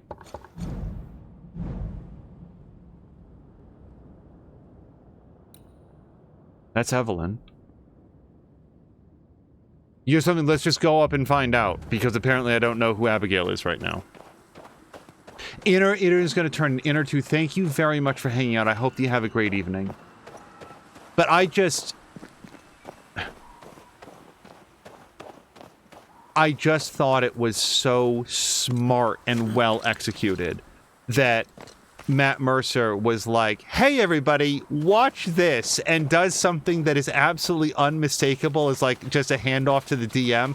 And honestly, God, I'm trying to remember what they wound up doing instead, but they did then get hooked into the plot. And I just... Here's the thing. There wasn't even a whisper of impatience to it. Like, let's get on with it. It was just, I feel like I have a way to help get this on the right track. Bly Estate. We have never been here before. Abigail Bly? I feel like I should... I really thought it was the doctor lady.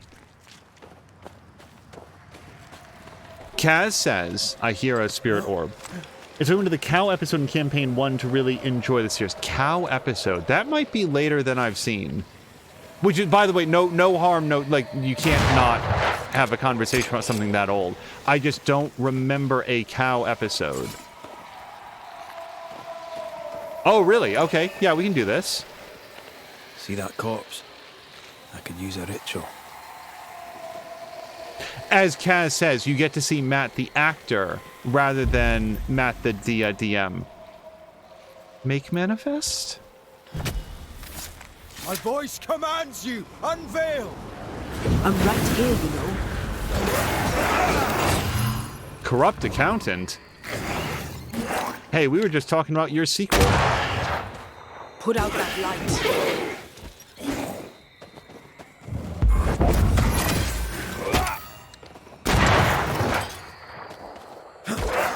Okay, more perfect switch, post-parry, post-run. Okay.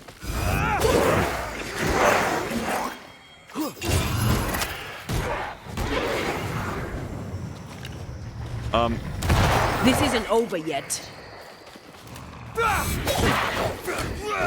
Not gonna make this easy for me.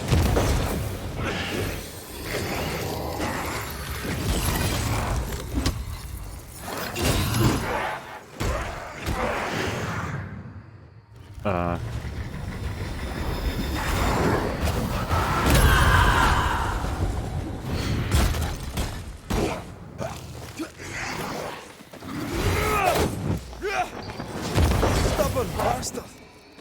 Look out! I don't know what he's... but yeah, so, Kaz, I think Kaz was bringing up, Dimension 20. Dimension 20, I feel like I have no access to. Don't they air on, like, Tubi or something? Pluto? Like, I saw on, like, Polygon. This is probably me being dead wrong, but... Oh, hold on. Dimension 20 was, like, launching, like, a brand new playthrough of some kind. It wasn't going to be Dungeons & Dragons, but I don't remember what system it was. I remember being like, oh, that sounds cool. I want to see that. And then... Spectral target for you. You're wasting your time on this one. Yeah, well, I wasn't trying to hit that. I was trying to shoot that lantern. Get rid of the other spectre first.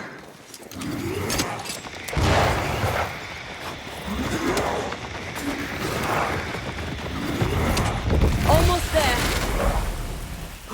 I can handle this somehow. Okay, hold on. Oh, no, we're out of Antea again.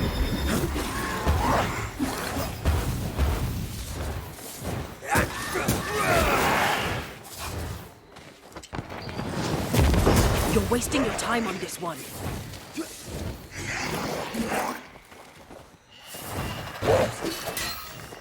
Spectral target for you.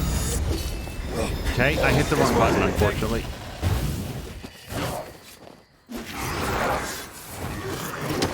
Stubborn bastard!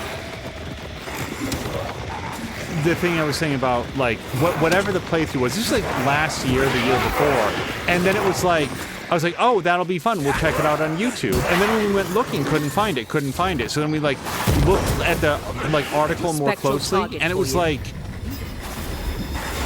it was on some other service, which I'm sure makes sense for them, but it kind of made it difficult for us to watch. All of that said, I suspect that there's a lot of Dimension 20 that is on YouTube. We just haven't checked it out yet.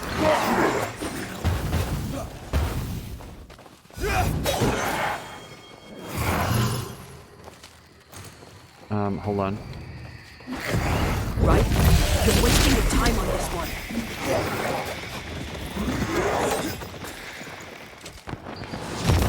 That one is shielded. Oh, boy. Okay.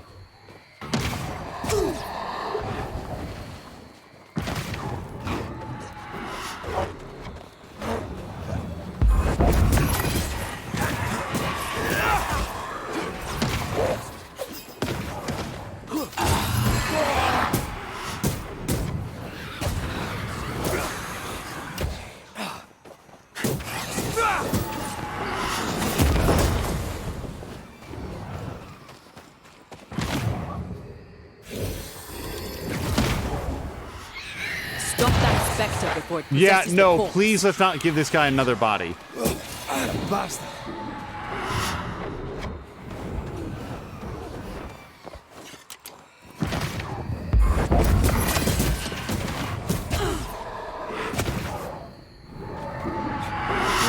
Okay, can we... Nope, no, I got... So, the trouble with, like, more perfect switch damage is when you don't have Antea. I'm gonna drink a decoction.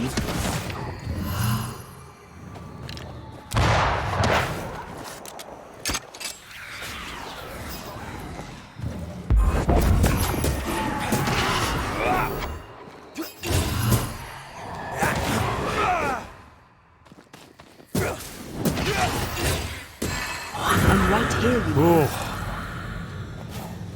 That went extremely well for, like, the first 2 minutes, and then once... Like, we got that guy down to, like, half health, and then he was like, oh, I'll give you what for. Okay. Brendan has guest DM players for Critical Role, Dimension 20, you can find on YouTube. Now, wasn't there some... Am I completely wrong on this? Hidden. Didn't they do... They started, like, a new playthrough series, which may or may not have been D&D. It would have started in either 22 or 23, but it wasn't going to be on YouTube. It was, like, some subscription service. I could have sworn that I remember this, because I saw a coverage was like, oh, I've never seen Dimension 20, let's watch it, and then it just wasn't available. If I'm wrong about this, please do not listen to me. And maybe since then it has migrated over to YouTube.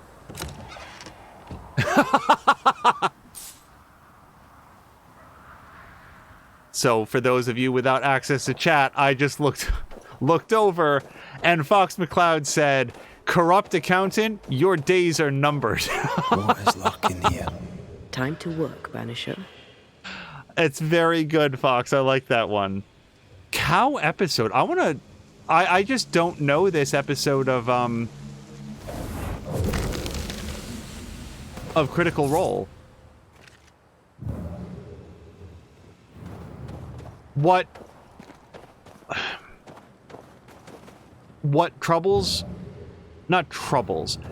strikes me about Critical Role, and a topic that I've either alluded to or even raised outright, even though I feel like it's considered bad form to do so, is early in Critical Role, there was a participating member who did not wind up continuing with them.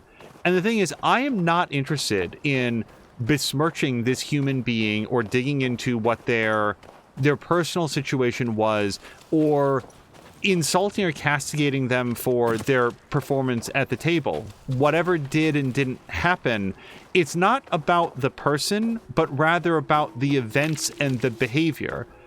It's not about attacking them for how things went or whatever was done, but for me, it's about learning from it, because some of those early episodes, like He killed me! We should probably go talk to her husband. Can I talk to her too? Damn it. For me, having only seen episodes early enough that they featured this character and cast member, I was watching these episodes and absolutely not picking up at anything at all. Like, I wasn't like, oh my god, this person, like, yada yada. It was just... like, things that have now been pointed out as being, like, extremely poor form to be at the table. Then I go back and I look at it, it's like, oh my god, they're right. Like, I do see what they're... So why didn't it occur to me when we were watching the episodes? And I guess I was just, like, coming to it from a different position where in my head, the goal is to, like, succeed and advance the story. And it wasn't so much about, like, who gets to do it, but in reading a lot of the, like, we should be more specific. Talking in, like, wide, gyring circles around this isn't helpful at all. But I do want to, like, we're going to get some dialogue here in a second as we go and investigate that with that woman's husband. There's this one part where there's a trap set up. We can talk about this without any spoilers.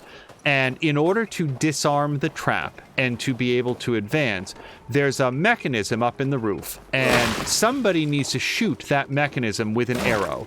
It's a very small target that's very far away in the dark, and it's a sort of shot that only a master marksman can possibly make.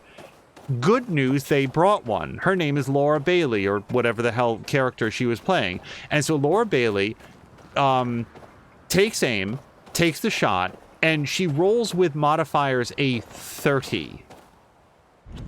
I'm going to pause here to try to underscore what it means to roll a 30 in D&D, like D&D 5th edition. That's an extremely high roll. That means that she both rolled extremely well on the physical dice in front of her, and then also, with her modifiers, got way above that. And yet not so high that it was a natural 20, because that, I think, would have come up. She rolled a 30. That's like flipping a coin and having it land on its edge twice, as far as I'm concerned. Like, that's extremely, like it's an amazing, amazing roll. And then the other player at the table said, and I use my telekinesis to drive it in. And Laura Bailey even says right in the moment, oh, come on, at least let me see if I got it. And it's this very rare expression of this live stream show of frustration and irritation. And he's like, well, I'm just trying to help. And then the scene played out, and yes, the arrow went in. This place is as good as any. And it did disarm the trap, but as was pointed out by other people, this really stole away her moment of triumph. 1 second here. It's just the King James Bible. We've seen those before. We know what's up. This was intended for Laura Bailey to do something to contribute to the team and to be able to do it all on her own with her character's skill set and what she can do and the way that she's built her character. And then in comes somebody else who, like, steals that away. And when I first saw this, I just didn't interpret it that way. I didn't hear it as like, oh man. And that's why that's educational to me, because now I would know what to watch out for and what sort of actions to not do. So hopefully in explaining it that way, it's not about like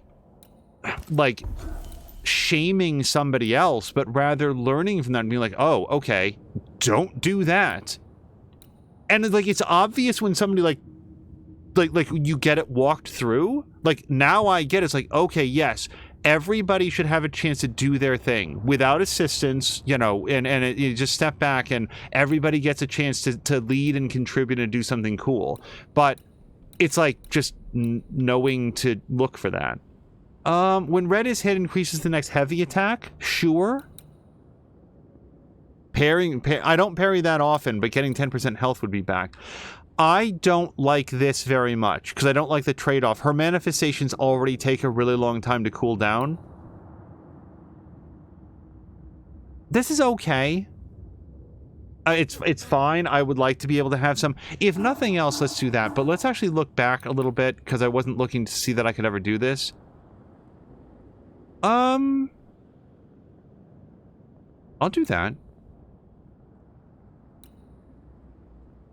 Was there anything else that I was really enticed by? That's not a big deal. Banish points are increased, but maximum decoctions are reduced by 1. No, I don't really like that one. Defeating enemy takes the damage by 90%. Parrying restores 15 spirit points. Let's do this one. I like the idea that every successful hit makes the next hit that much more potent. Wait, oh no! It's a switch back and forth. I didn't know that you could switch. I thought you could get both. Okay, then I'm not doing that.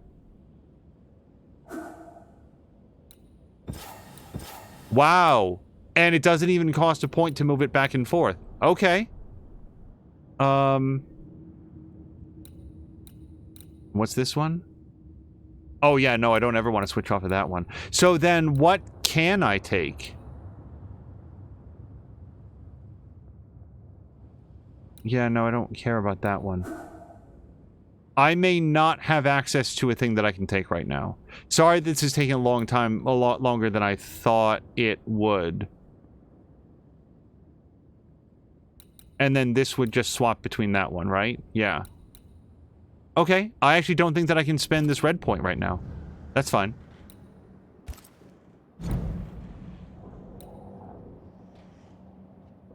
I feel like I was very specifically not going to upgrade this yet.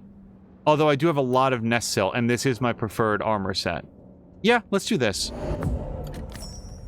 Cass says I did pick up on things before knowing what happened, but it's a shame because what they had was something special, and we're seeing that come to life now with the animated series and tours. Originally, the campaign was a Pathfinder campaign, and they had to adapt it to 5th edition for Geek and Sundry. Yes, and... wow! Oh boy, do we want to level this up all the way? I think I do. I really like this armor set. We're going to do that.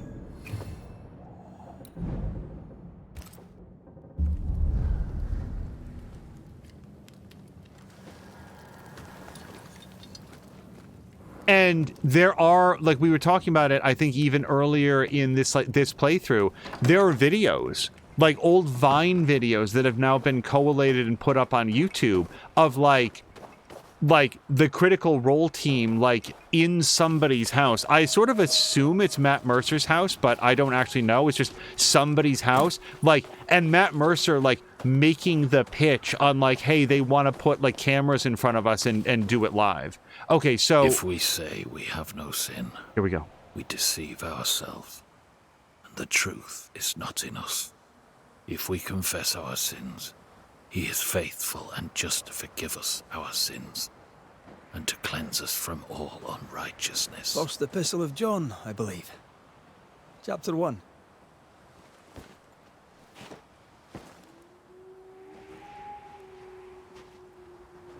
The verse escapes me. 5, is it? 8 and 9. God is light, and in him is no darkness at all. That's verse 5. You've not come back at the best of times, Redmond Wraith. I'm in no mood to chat.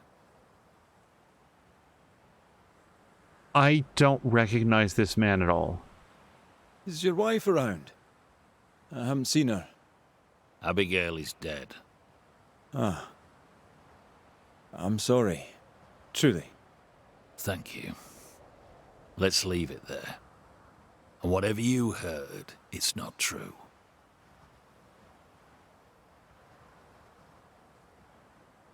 What would I have heard exactly? Don't mock me. I know what they say about me. I know what you all say. It was an accident, a terrible accident. I'll speak of it no more. For someone who just lost his wife, he's awfully nonchalant.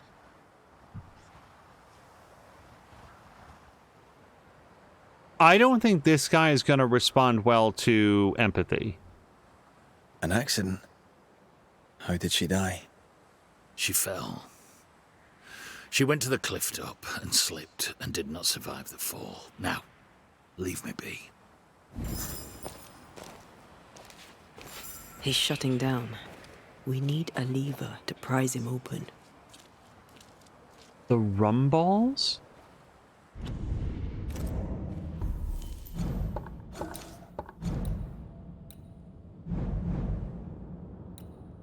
No? I mean, this is a new haunting investigation. Maybe it's under one of the chronicles. No, that's them. Then we went to the place. Red and Antea made a pact.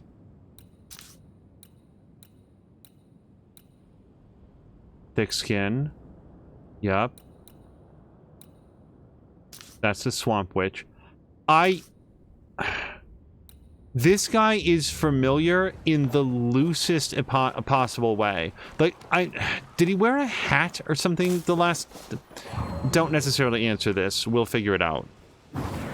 And hello to Jägermeister. Gunpowder. By the way, Jägermeister, I hope that you're having a great Saturday.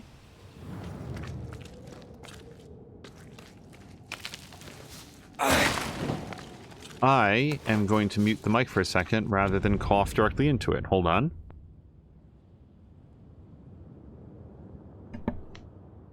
And Kaz is saying that it's Matt's house.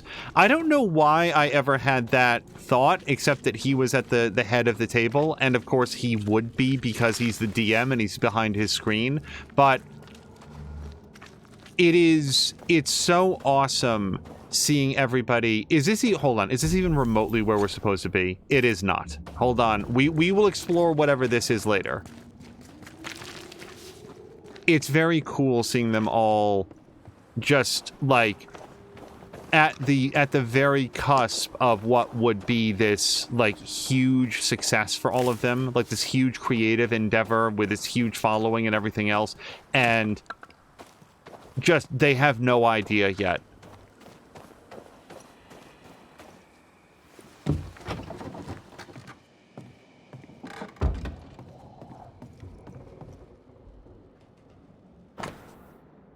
My dearest Abigail, this is 1664, so this is decades old. I think of the day we first met in Selby. Of that moment, our eyes met, and I knew there and then that I'd found the person I was going to spend the rest of my life with. Is this the bickering couple? Hold on. I think this is the bickering couple that we met in town. That were always like, dear, is there anything you won't drink?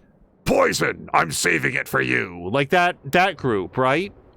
That you have accepted me as the most beautiful thing that has happened in my life, and I know the rest of it will be even more beautiful. I can live together with you or not at all. Ever thine, ever mine, ever ours, John. That's why we wouldn't have them in the thing, because we never had a case attached with these people. So this was 1664. Yeah, 2 months later. My dearest love, you cannot know how much I miss you and how much I wish you were here. The days pass so slowly when you are not with me. Each while I pass thinking of you, I find I adore you even more. I hope you'll travel safe and come back to me as shining lovely as you ever are. I pray to our Lord every day for you, and I know he hears me. Please come back quick. I cannot wait to marry you. Nothing will separate us again. Ever thine, ever mine, ever ours, Abigail. So she was writing back to him. December 3rd, 1664. My dearest Abigail, you cannot imagine how happy I was to read your words. The work here is difficult and painful, but when I think about you, my heart is warmed. I cannot wait to take you in my arms. I shall write you some days hence, etc. Love letters, full of youth and hope. Casey is still here, which is awesome. I appreciate it very much. Marriage contract. So here's their marriage contract. Osbaldwick, New York. Appearing in person, John Rumble, son of Alden Rumble and Blythe Rumble, née Leighton. Okay, there's a lot of detail here. The late Rachel Walker, in their will have observed and signed the community's agreements of obligations. John Rumble, hold on, let's read through this because this might be important. Agrees to take spouse Abigail Walker, as Abigail Walker agrees to take the husband, St. Thomas, New York, New York. The said future wife will establish her home from the day after the wedding at the house of the future husband. The said future wife will bring all of her goods and furnitures, providing a contribution for the purpose of receiving her share. According to the custom of Osbaldwick, arriving the dissolution of this marriage by death, the future wife will have the choice to stay or leave the community. Wow, what a choice. Done in the presence of Maud Rumble, cousin of John Rumble, Alden Rumble, etc., etc.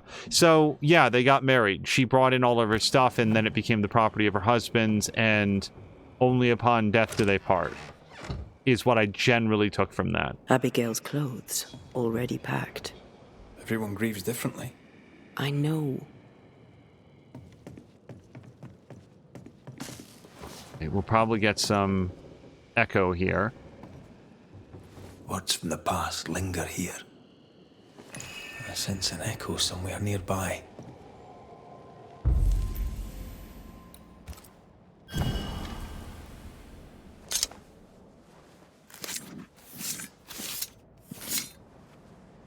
In shaw and drast toki min koerster.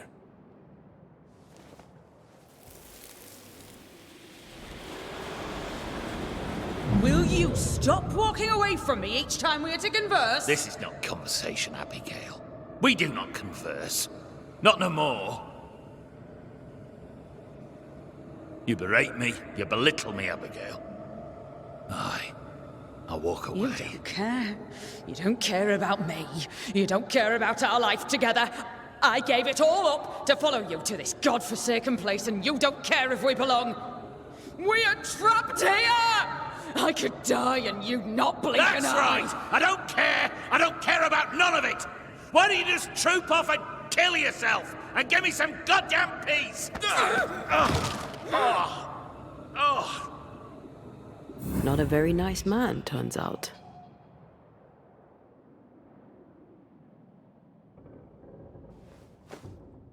The resentment between these two ran deep. A harsh price to pay for forgetting who you are. The pause there is that if this is the couple that I'm thinking of, you know, she gave as good as she got on the verbal, like, haranguing that they were doing at each other. And I also remember that when we spoke to each of them, they both were like, oh, yep, nope, I will never say a word against my spouse. We're deeply in love. Everything's great.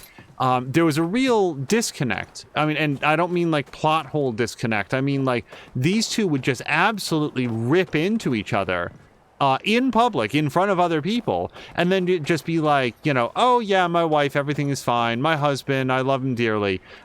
So it's like, I think I remember saying like, well, if this works for them, who am I to say otherwise? Corinthians, let the husband render unto the wife due benevolence, and likewise also the wife unto the husband. The wife hath not power of her own body, but the husband, and likewise also the husband hath not power over his own body, but the wife. Defraud ye not one the other, except it be with consent for a time, that ye may give yourselves to fasting and prayer, and come together again, that Satan tempt you not for your incontinency. Do not deprive one another. Puritan prayer and mandatory marital sex. Quite the life.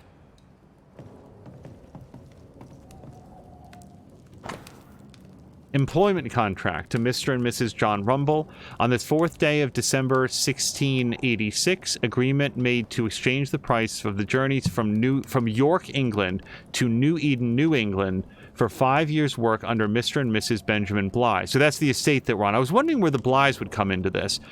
As foreman of the Bligh mines and servant to the Bligh household, that is to say the 4th day December, all of whom have signed and marked with their ordinary marks this day and year above, and the said contract shall remain in the hands of Master Brigham until the end of the term of service contract, and then they signed it.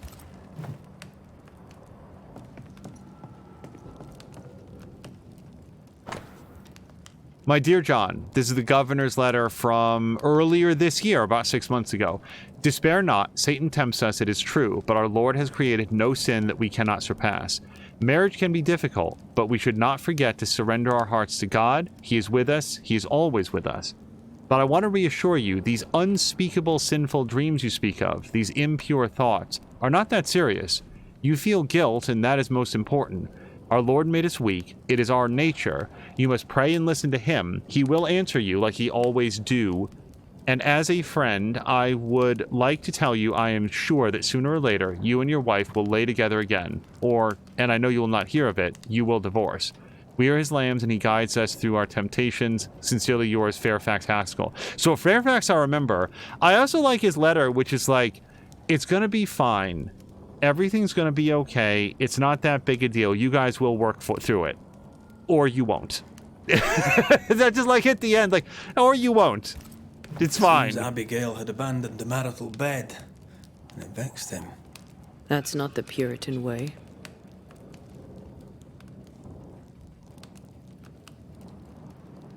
John's dirty dreams began before Abigail's death. Makes sense if he was going without. Okay, Also, Princess Casey saying that she's been to York, England, says it's a lovely place. I have not been, unfortunately. Okay, key. An old key. Convenient. With luck, it'll fit a door at Bly Manor. So I assume that's the house. Like, this is also a house, but Place is awfully tidy. Oh, well. Since when do you care? Says the untidiest woman ever to walk this earth. Spectral stains about the bed. Hence John's unspeakable dreams.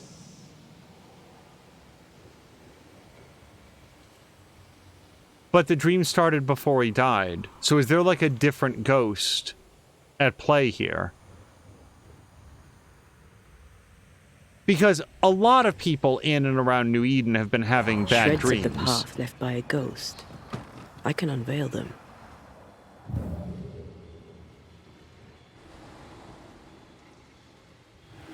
But now this is feeling like more than that. Something specific, not the nightmare. Okay, so we do have spirit energy now, and it goes this way. We should talk to John about his lovely marriage.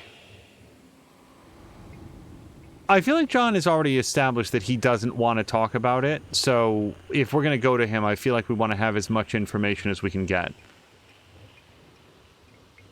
But, who was it? Somebody was saying... Hold on, I missed it. Wallace and Gromit also takes place in York. I have only seen... there was a Wallace and Gromit movie that we watched a number of years ago, but it's been a long time. Kaz, who's saying originally the campaign was a Pathfinder campaign, we got that part. And then it started off as a one-off for Liam O'Brien's birthday, and the rest they say is history. Is that true? Like, hold on. Like, their Pathfinder campaign, was that a, like, hey, let's do a special event for Liam O'Brien on his birthday, and then they just kept playing for years after that?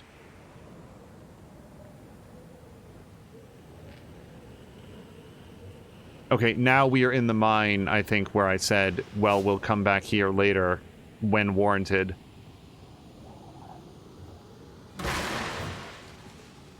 This could also be a different area, but it feels similar. This will be the cliff John mentioned. Watch your step. Probably up here? What do we have here? A safe haven. Shelter. Looks like she fell from here. We should go down, inspect the place. My heart sinks when I look at him, and I can't help but wonder, do I still love him? I'm burdened and ashamed and guilty because I don't love him. And yet I do.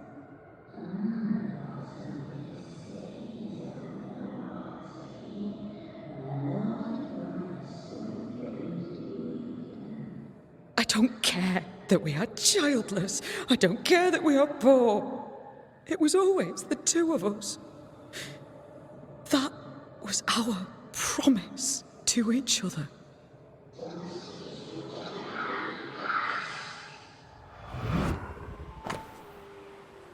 Piece from a broken mirror. Abigail wasn't alone. Who was with her? I wonder what they were saying. Perhaps we'll find answers at the bottom of the cliff.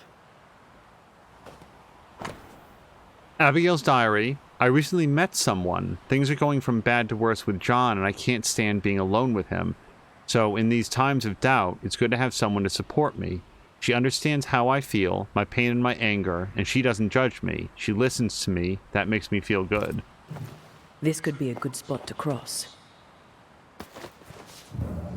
A good spot to cross. I mean, that might be a good spot to cross. It looks like the tunnel actually leads over there.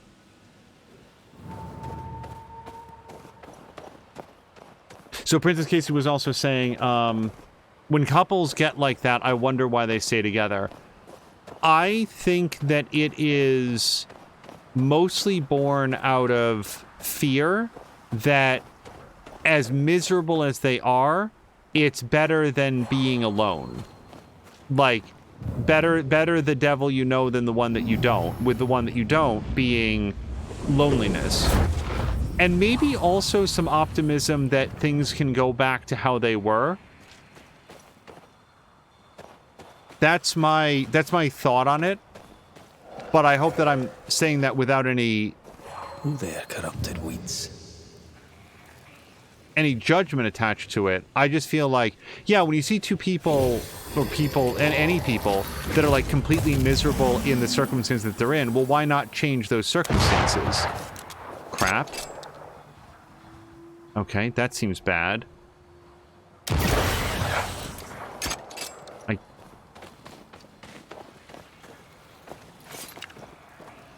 So that seems to be out of rifle range. And yet we have a really long time to do this. So I'm thinking that if I run up here, and then I'd be able to shoot it from here. Yeah. And then where's the third? We can see that... Okay, that's not really what I mean to do. There's a big, long, like, thing that goes up there, but I can't see where it terminates. Oh, do you think we actually teleport?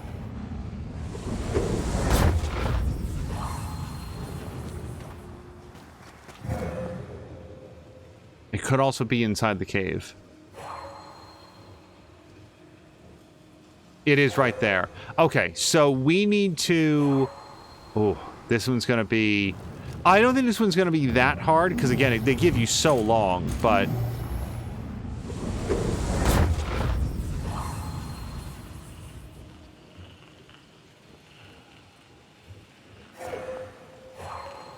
Okay, let me just make sure that I can't credibly stand any other place. No, this would be fine.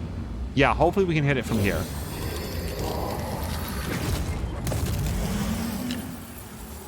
Come on.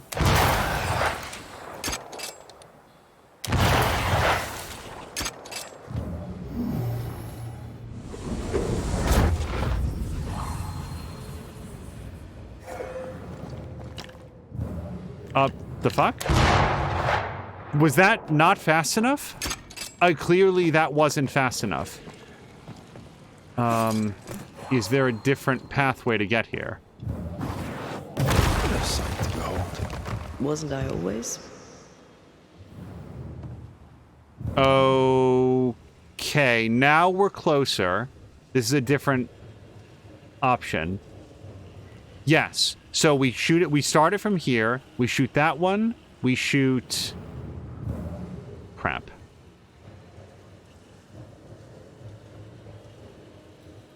Okay, I can't see the second one, though. Oh boy, is this enough space, do you think?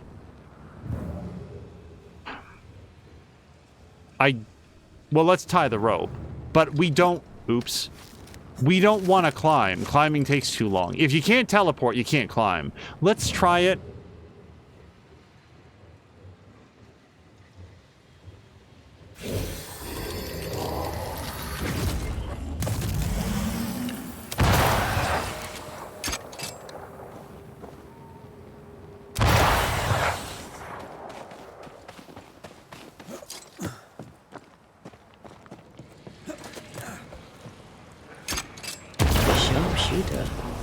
Years of practice. Okay.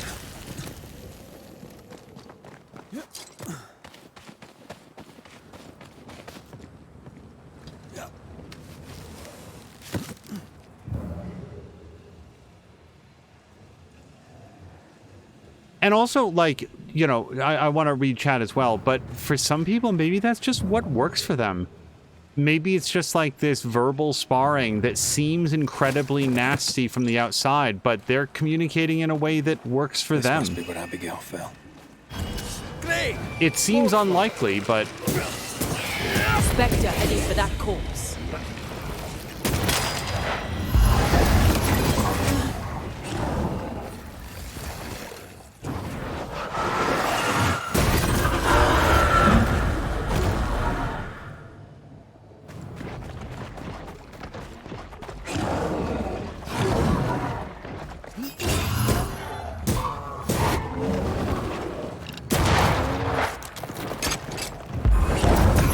Sense the fragment of a ghost's voice.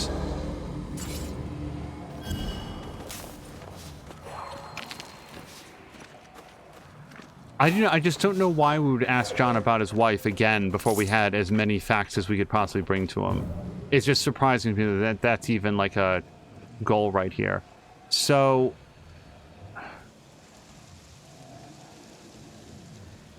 investigate the cliff. That is exactly where we are, isn't it?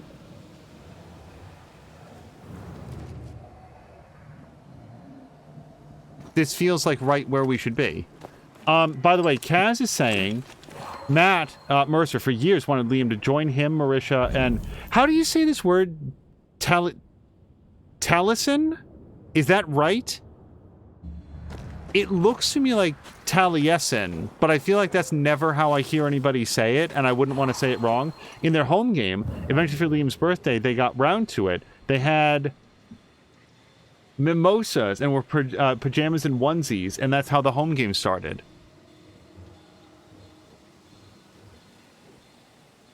I feel like I'm not done here.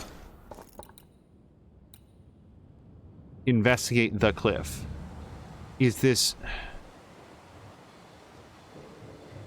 I feel like we tried really hard to get down here, and then fought some specters, and then... Traces of a ghost's memory resonate here. Right, that's what I want. Yes, okay.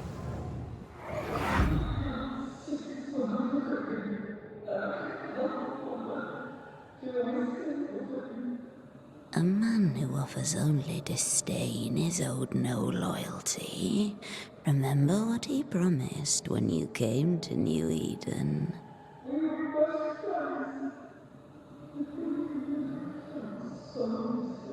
He is a failure of a man. He puts you down to raise himself up. Don't be his weakling, Abby. Act!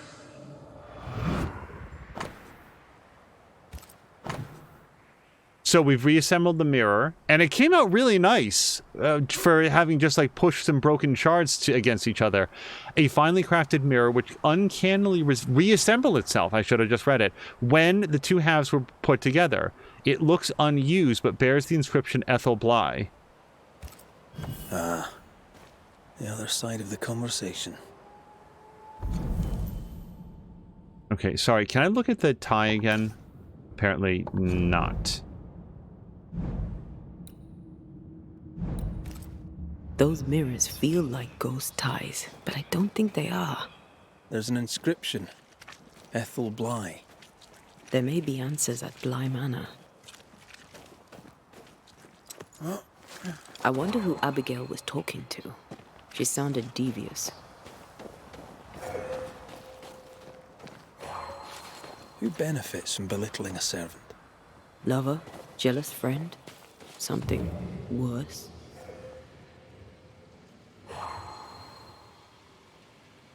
The portal is just above me.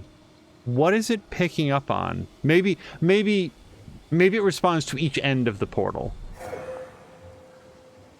Casey is saying... So, I'm sorry, did I say it aloud that Kaz is confirming that it is Taliesin? Okay.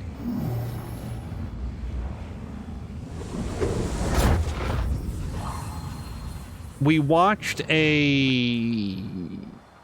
Not Blaze in the Dark, Call of Cthulhu game that Taliesin GM'd for the group, which was sort of like a one-off, and that was good fun. I want to say that Ashley Birch was in that one as well.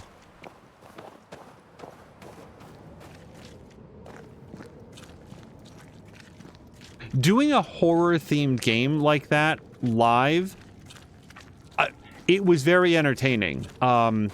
It seems really hard to me. Because, like, if you're, like, doing sort of like an action-themed thing, then you can, like, sell that part, and everybody gets to do something cool and take down the monsters. Horror's hard. I feel like that's a really challenging thing to do, but he did an excellent job, I thought. Casey is also saying she can understand some couples are together not out of love or romance, but some other motivation, whatever works for them. But fighting like that in a relationship, I would not be happy, and I would end it quickly. That seems to me to be the healthier thing to do. Like, find somebody that so much of your emotional capital is not spent on warring all of the time. And it just feels like they are frequently, like, just openly disrespectful towards the other. But, as I said, there is something... It was notable to me that neither one of them would say a word against the other in separate conversation. They just spit toxic sewage at each other to each other's face, but as soon as the other one was out of earshot, I was like, oh no, I have nothing bad to say about my betrothed at all. Not betrothed. Significant other. Trying to think of an old-timey word for spouse. Seems like a great opportunity to interact with this emotionally distraught man while he's holding an axe. What do you want? Sure. Great conversation opener. It's one thing to argue with your wife. It's another to push her over the edge. Abigail was in distress. Yet all you could offer in loving kindness was to tell her to kill herself. Abigail had an accident. A terrible accident. I love my wife. I loved her. The man doth protest too much, methinks.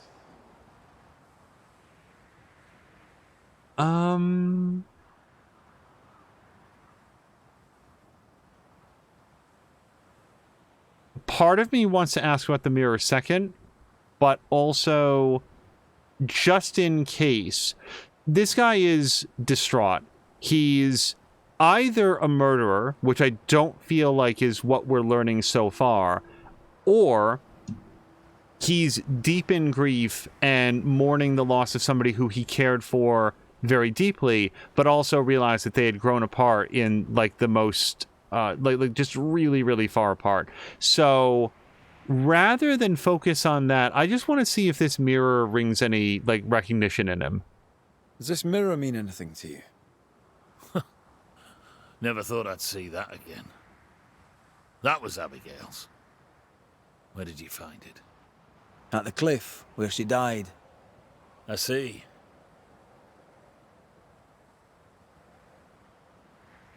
Any idea where she got it? Looks old. Heirloom, maybe. She found it in the woods.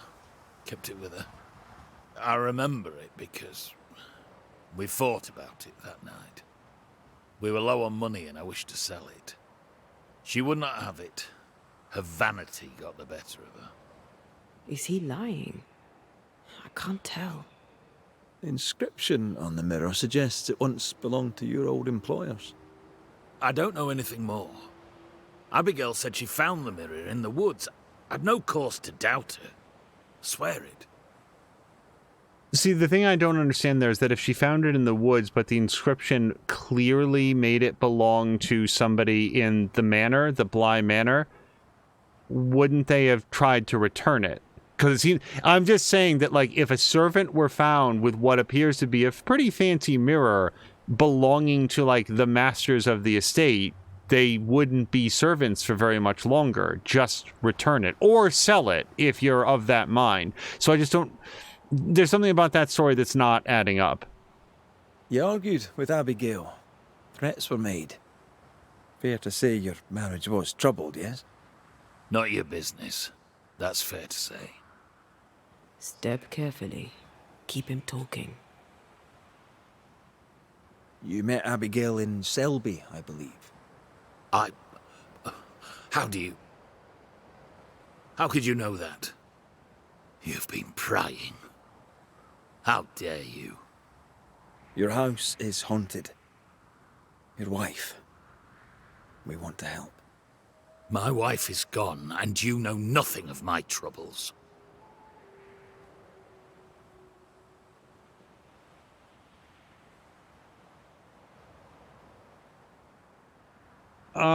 Let's do this first. You troubled by your dreams? Perhaps I can help. Oh, I doubt that. Abigail might have helped, but it's too late for that now, eh? I don't sleep good. But my head is clear. People are tense, but we cope. We always do. Do you, really?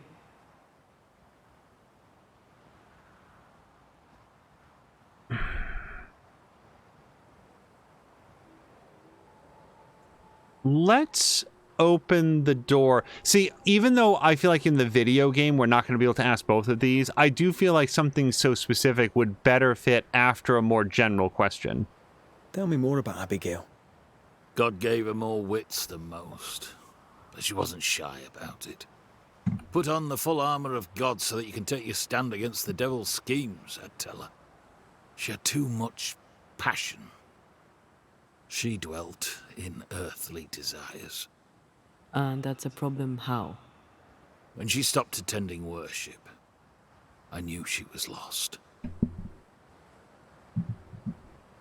And that's it. That's what we get to know. So she was moving away from their Puritan religion. He was praying when we came up to this place, so it seemed like it was very important to him. And given the tenets of their marriage contract with the forced marital sex, I can understand why that would be appealing to him. Thank you for your time, John. Lord bless and keep you. If only there was a way that we could talk to Abigail. Told a friend, yeah, I don't think it was a friend, that the marriage was in trouble, had stopped going to worship. I find John's opinion of Abigail condescending. All he does is blame her, never questions his own behavior.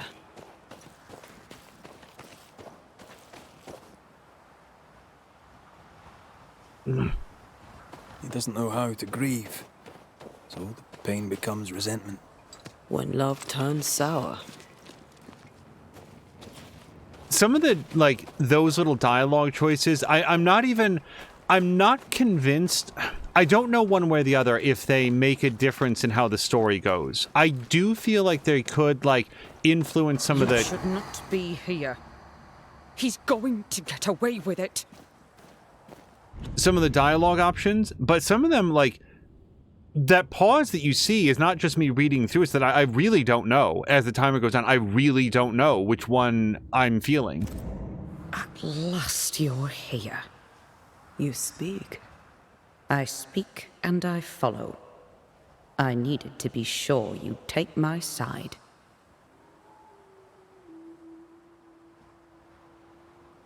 We're Banishers.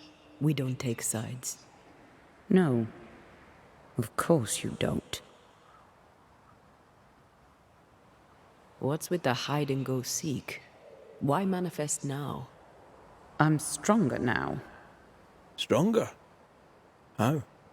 What's your reckoning, Banisher? The dream started before she died, though. I think we've established that. I reckon John's melancholy isn't just down to grief. I reckon it's down to you. John has only ever felt sympathy for himself. He's a lonely, bitter excuse for a man. Don't indulge it, Red. I died at the bottom of that cliff, you know. I was alone. For hours. In agony. No one missed me. No one came. John did not come. I thought John was the one who pushed you. Didn't he? Even before my death, he packed my bags. He wanted me out. I did not know how badly his hatred burned. But when he saw me dead, I saw it in his face. Behind the shock, he was relieved. What happened to you, Abigail? What do you think happened? We're asking the questions here. Are you? So, what happened to you, Abigail? A man happened to me. Our bitter, pitiful world happened to me. I had a life in Yorkshire. Work I loved. I never wanted to come here. That doesn't entirely answer the question. You're a capable woman. Were. As were you. So how did you allow a man to bind you to this realm? You first. I am not bound here by the failings of some bad-hearted man. So, ghosts are not humans, and what we've seen is that they can start acting irrationally or become very fixated on certain things.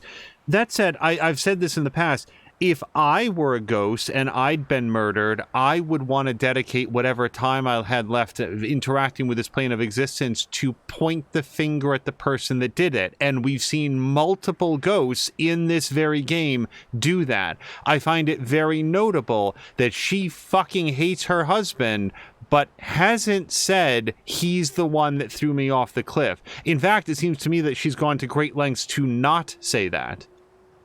We found pieces of a mirror that used to belong to you. Give them to John. By rights, the mirror is his. You hate John, but you want him to have your things. Isn't that just a little contradictory? And you know a thing or two about contradiction, don't you? How was it for you? To die, I mean. I'm not discussing this with you. Betrayed. Again. Failed. Again. Making excuses for the one you love. Again. What? No. And how did it feel to be deceived by your best friend? By your first love? Enough. I like the fact that Red has enough respect for Antea that he doesn't intercede there, because I super want to. This is not Abigail. That's what I think. I think there's something living in the mirror. That's why I want to look at the product description again. The product description. You guys, what I called it was the product description. I wanted to look up the item ID number in the warehouse on this particular device, because I think that it said something about there being a malignant spirit. I skipped past it when we first picked it up, and now I don't know where to look at it in the inventory. I don't think this is Abigail. I think this is not Solomon, Sebastian, where this is something that looks like Abigail and has some of her mannerisms, but is like a jealousy ghost. Like some sort of you guys know what I'm saying. Who found your body? Who told John about your fall? I don't recall, but does it matter? One moment I was alive and lost in thought, the next I was dead and bound to John. And to him, my death felt. Good. The deepest comfort. Solace most profound. I felt those feelings. But those feelings were not mine. We aren't going anywhere. We'll keep digging. Yes. Do that. That was odd. She was odd. A dead woman with a shite-bag husband. Nothing odd about it. You never miss a chance to drag the husbands down, do you? Excuse me? Let's just move on. Yes, let's. I don't want them to start fighting with one another. Let's skip that part of this. We don't need that. Oh, really? This one didn't get up. Okay. Princess Casey very much wants to decapitate John. I don't think... Oh, well, now how do we get down there, though? I guess we don't from here. I don't know that either John or Abigail were nice people. They certainly didn't seem to be nice to one another. But I'm not yet getting the sense that... What are we looking at? I'm not yet getting the sense that he killed her, or that we're having a conversation with her ghost. Okay, I do see that over there. Once again, there doesn't seem to be a path to it. So I'm going to guess that there's something inside the house that will let us downstairs. I'm going to find a bat cave down here.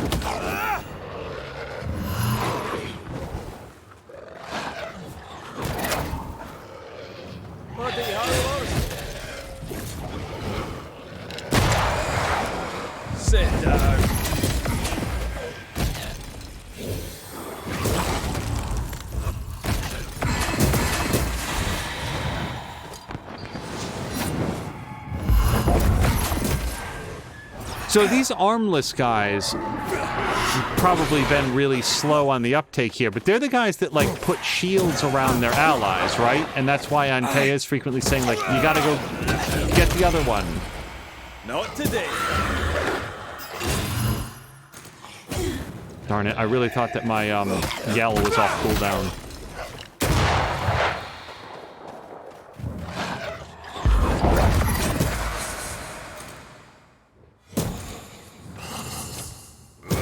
You're done. Optional, confront John about his marriage. So here's my concern about doing that. First of all, again, I want to have more details if we can possibly get them. Secondly, Antea and Red are starting to snipe at each other. That little dig that he gave, you never get tired of, like, you know, blaming the husbands or whatever it was that he just said. I don't think... Bly Estate. This must be where the Rumbles used to work. Another haunted house. Really good. I'm not sure that they're in a good mind space right now to go, like, for more interviews. We've confronted that guy twice on his awful marriage.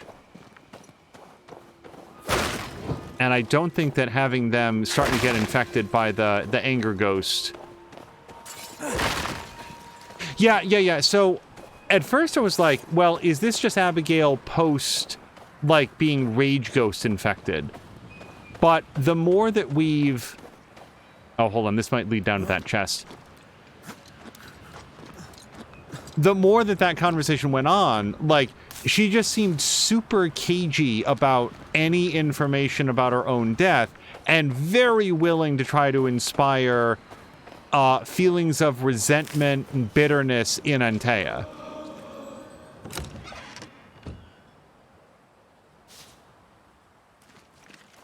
Also, Casey is saying, even if he is to be 100% innocent, she would still decapitate him because, just to be sure. Or she says, because sure. So she might just be, because sure, just decapitate him. For me, again, Red is sort of like inclined to collect souls where possible, but so doesn't really want to victimize people where it's not. Well, I think there's a spirit orb in here. So I definitely hear something.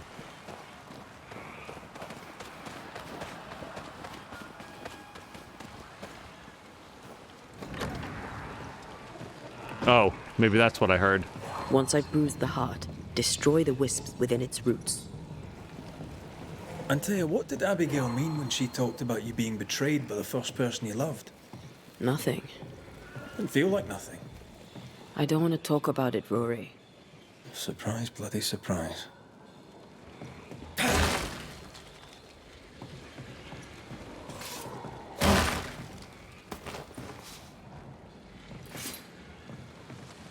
Okay, so that's locked. That's one of the veins, which is actually why I came down here. Oh, wait, is this a different vein? That's a different ivy altogether. Yeah, this place is completely overgrown. Shall we?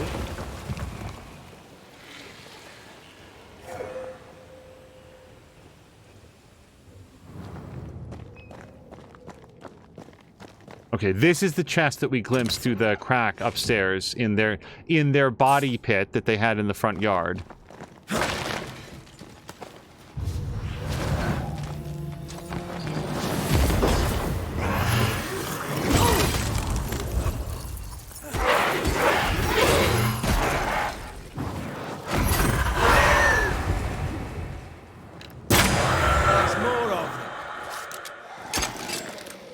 Oh, that was cool! I don't think that I've seen them come through the wall before. Also, Fox had said at one point, I think that it was when we were, like, following the trail, that it looked like they went into the wall. Oh, no. Oh. Okay, so I think now I know what Fox was talking about. First of all, when they were holograms, I think that we were seeing their... Not holograms, when they were, like, spirit people... It wasn't that, like, they walked through the closed door when it was, like in... At the point at which that happened, the door was open. So even though it's closed now in the real world, they just walked through the open door. I think that's what was happening there. Once I've bruised the heart, destroy the wisps within its roots. Benjamin's journal. The dark walls of our godforsaken house drips with the blood of the innocent. A few weeks after I recruited these men to excavate a new room below the manor, a thundering collapse made them prisoners of their work. Most of them died that moment, but one of them screamed for hours while we tried to free him, stone after stone as he ran out of breath, and we did not reach him before it was too late. I ordered for the room to be walled. I had to do it, for everyone's safety. The stench of death surrounds this place, as I sometimes hear the same desperate scratchings in the walls I used to, calling me a murderer as if it was all my fault. BB was probably Benjamin Bly. Alright, let's see what we can get started here.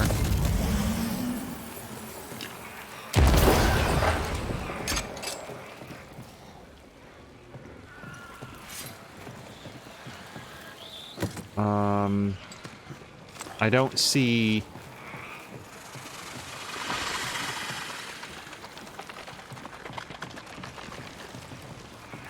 Oh, do we think it was down there? Yep, okay, I get it.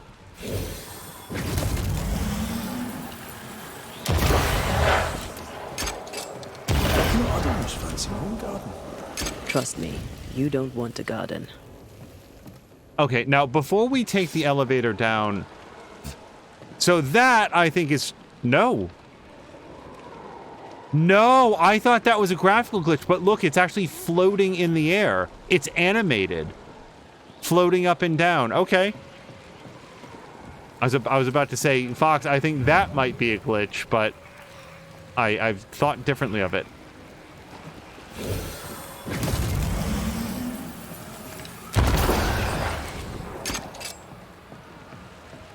Oh, is that not one? Okay.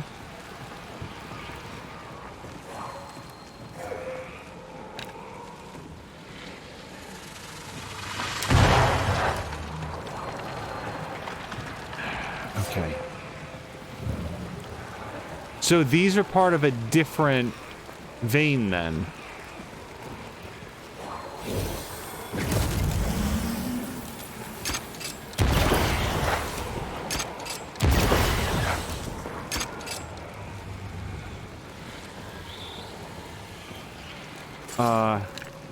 That's why they pay me good money. Okay, that helps some. There's so many different competing routes that it's like, what belongs to what?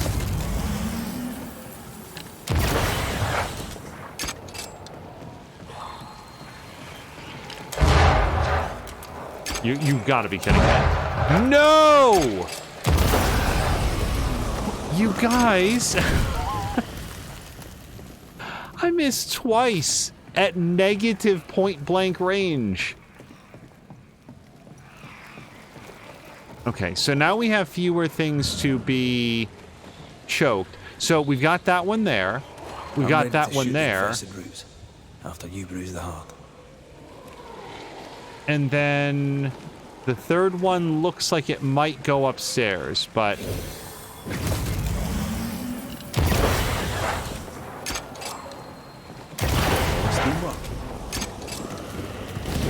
Oh, no, that was it, just the two. Okay.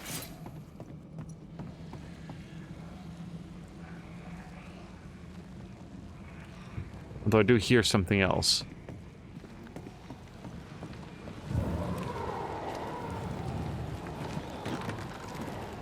Can you find a way around the locked door?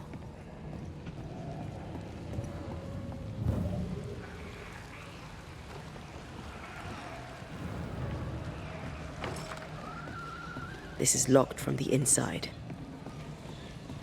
Princess Casey, in a previous episode, you were sharing some, like, understanding of the... This door needs another key. Like, the spiritual basis for this game. Like, where its myths and ideas are taken from. It's sort of like cultural foundation. The spirit ivy, the creeping vines, is that based on anything specific that you're familiar with? Or is that just like an invention for the game?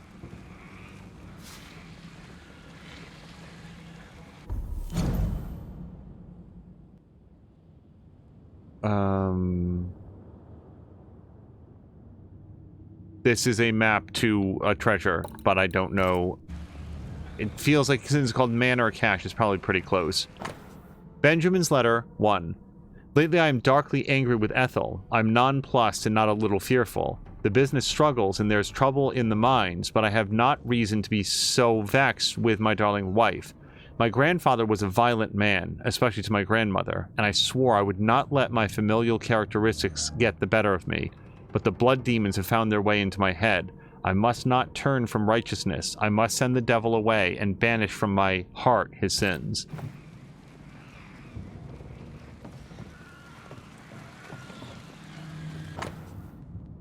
Okay, bunch of keys. Maybe this key will open the way.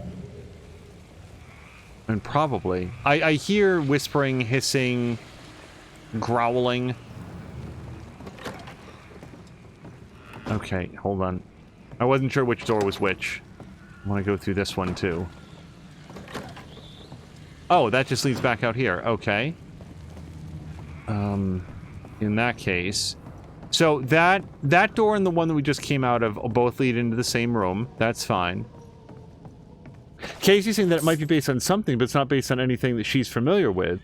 It comes to ghosts and ghouls from cultures all around the world. Shit gets weird very quickly.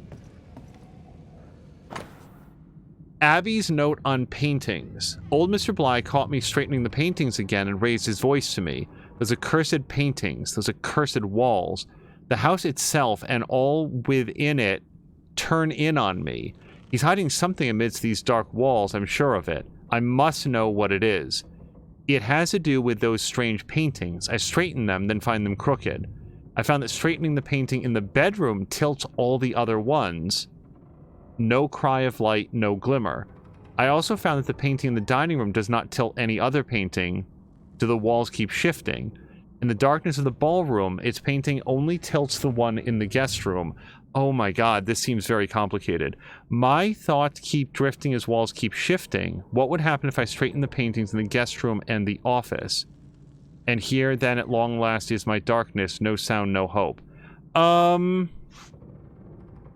Am I going to be able to find this note again? Hold on. I might just take pictures with my cell phone so that I don't have to dig this out of the inventory again. Give me 1 second here. Okay, or I could just turn off the phone, and that's just as good. Alright, let me just take a picture of this. Alright, this way it'll just be at hand. And then we're going to take a picture at, like, the bottom here.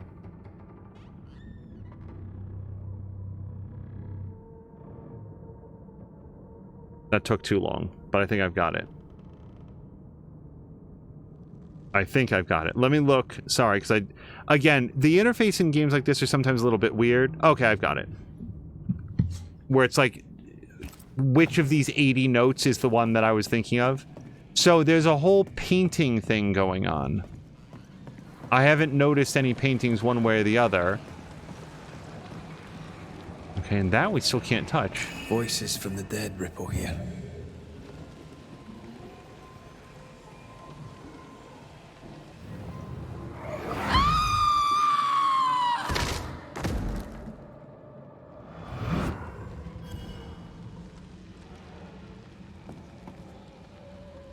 Just taking note that wherever this fall was, it's old enough that there weren't any blood stains left. Because this place is abandoned, and it doesn't look like they were too careful about packing when they left. I just don't know for how long. Like, these creeping vines, they could grow very quickly for all I know.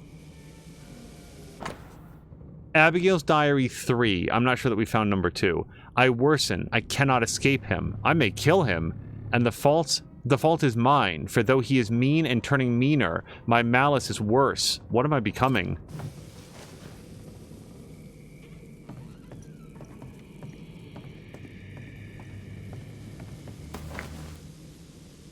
Key to Ethel Blythe's personal belongings. There's a lot happening in this mansion. We've got a whole Resident Evil happening. This is it? Yeah, okay, I was gonna say. The imprint in the velvet is shaped like our mirror. I sense a fragment of the past.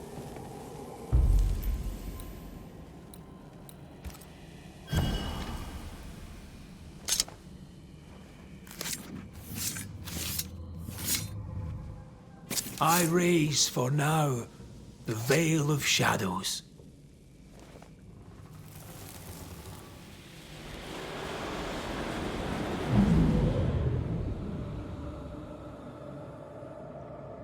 I don't need you no more.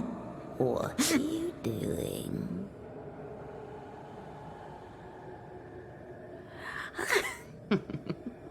Foolish girl. Please, no. Please don't hurt him.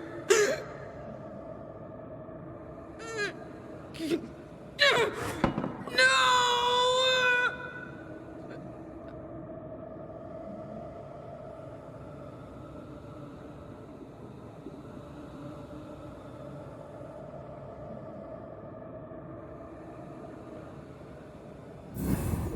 Whatever's in this mirror is neither ghost nor specter.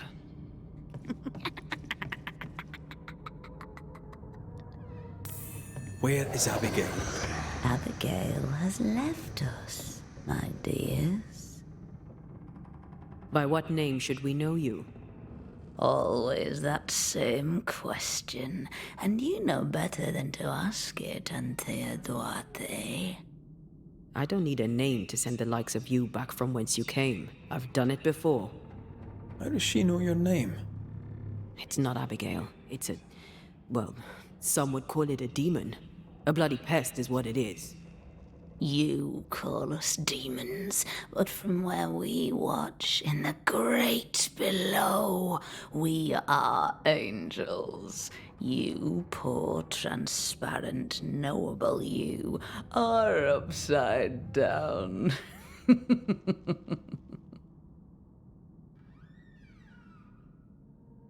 Not ghost, not spectre. What are you?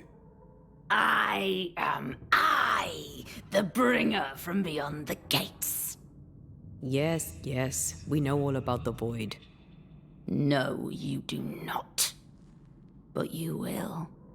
You will know the void inside out, and you'll know nothing else. What have you done with Abigail? She's here. In a way. I am the pool, deep and dark. She is the ripple that spreads and dies away, returning to the whole, a thing no longer. You're possessing her? How? We are friends. Such good friends. No, you're a lie. Vapor in the darkness. Really? When you sit beneath a tree alone with no one to talk to, no one to play with, how easy it is to lose yourself. You know nothing about me. Ignore it, Antea. Don't tell me what to do. Poor, transparent, knowable you. You target couples. You nest inside their hearts and plant the seed of resentment there, and grow it until it flowers and destroys them. We've felt you in our hearts, too. You came to me. You all come to me. When the weight of your unspoken truth is heavy, when you cannot speak your heart. Tell me, little girl, how does it feel to fail the love of your life? Do not answer, Antea. You said it yourself. We shouldn't engage with it. I know what I said, and I know what I'm doing. Get on with it, then. You're the Banisher now. You get on with it. Right. I don't like them fighting. Abigail tried to smash the mirror. She tried to break your hold on her. What happened to her? Are you a happy man, Red Rory McGrath? Answer the question. Do you feel hollow? What would you do to once again feel her touch? To feel her finger trace lines upon your cheek? What do you want here? Do you feel guilty for leaving your family behind? Was it worth their sacrifice? Are you ashamed? Do you want to hear it from Aoife's mouth? Your sister can't be far. No. Abigail wanted to protect John. To the end, she wanted you gone. Abigail made her choice, but she lacked the strength to live with it. That's enough. Let's get this over with. Let's. Oh! Get back here! I hate when they do that. I'm surprised that more of them don't run when Red is like, time to get it. So there is very clearly a door behind this, but there is no like just push with your shoulder option. And this appears to be one of the paintings. So let me look at the notes, since we happen to be here. Oh wait, that's not it. Straightening the painting. Straightening the painting in the bedroom tilts all the other ones. So I guess before I'd want to know where the other ones are. I don't want to, like, in a puzzle like this, I don't feel like I want to make changes until I see where all the paintings are, and then I know what's what. So was there one out here as well?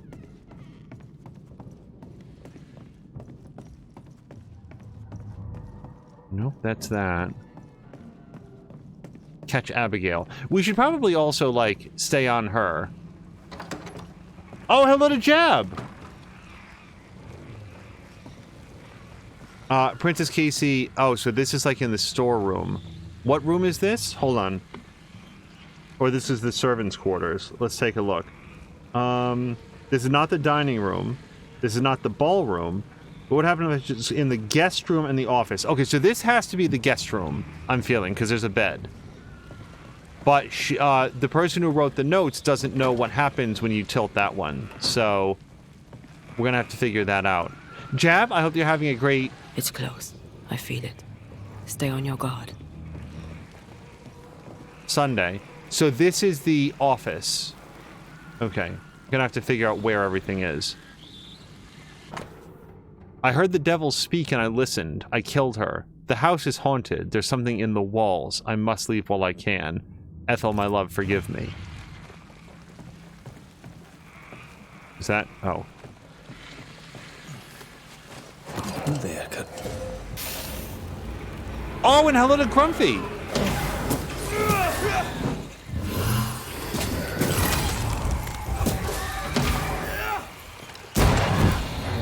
Grumpy, I hope that you and Moo are having a very fun... You. I thought you were gone. I thought... You're here. Okay. Really here.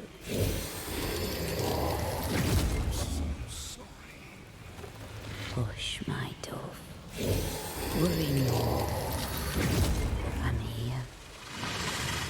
We need to end this. Yeah, I'm trying. I can't seem to get out of here. Let's try it one more time now that the audio's done. Now it works. Cool. Yep, no, that's... great choices by me.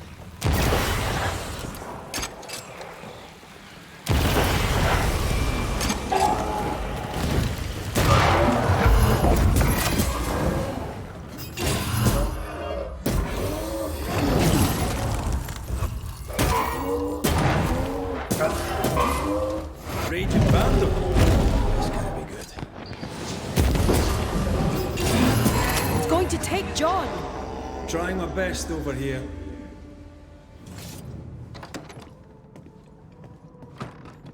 Has anybody seen the Borderlands trailer? So I have not watched it. I heard that people liked it. I think that it was posted. Didn't Fox post it in like Mia's Discord? Yes, Moo, hello to you. I was about to say, I hope that you guys are having a great time in New York City. Hold on, quick pause. I might have wished him a good Sunday. I'm very thrown off on my day. There's daylight savings time this weekend, but we're not there tomorrow yet. I hope not. Yeah, I'm not ready for work.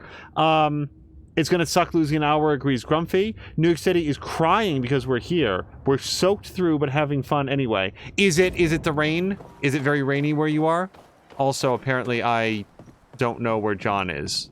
I assume they would have left the house, but no. And there's the painting in the dining room.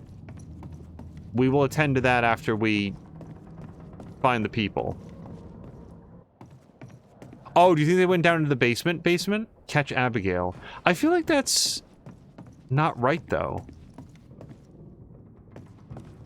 Then again, there's a whole sub-basement that we haven't visited. This just goes back in here. Right. Okay, maybe we'll look upstairs.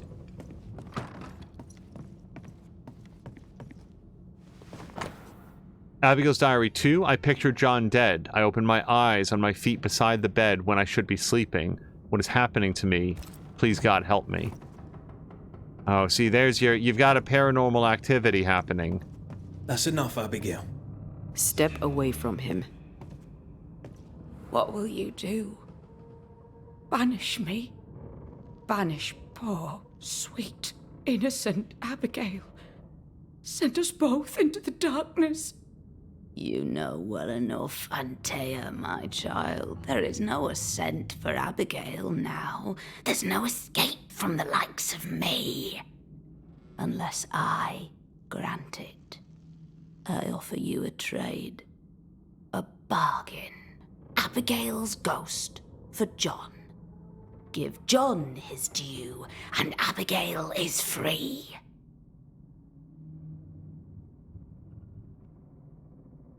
What? Why would I care more about Abigail?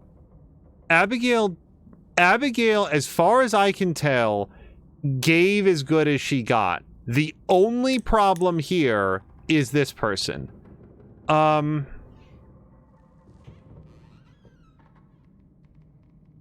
Oh, wait. So what she's saying is that if we banish the demon, also Abigail goes to the Underdark as well. What are you willing to do, Red?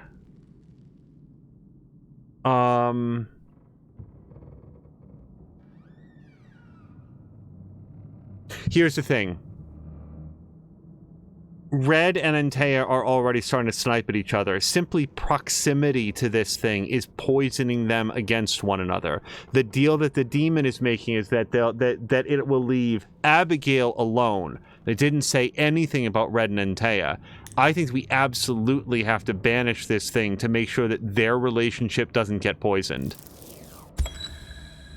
Abigail, if there is still a part of you in there, I'm sorry. There is sacrifice in love, but love should not be all sacrifice. You're in an awful situation. We'll put an end to it. Please, no, don't send me down.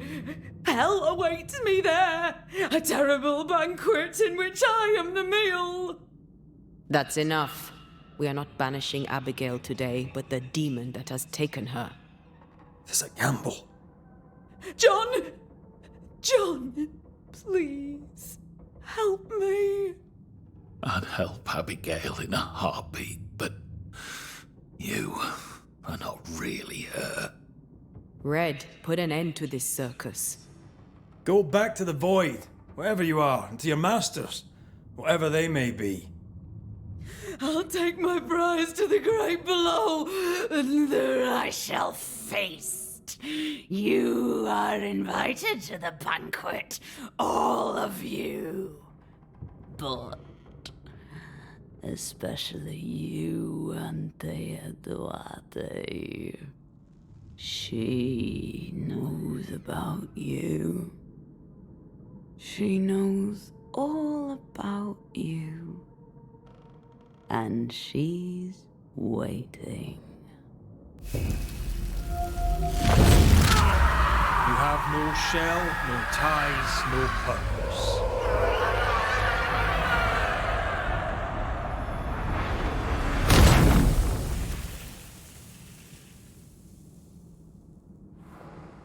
I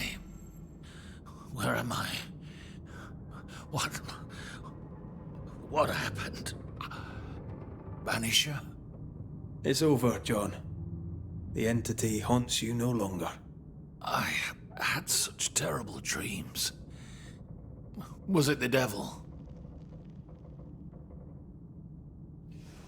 It was an evil spirit. A bad one.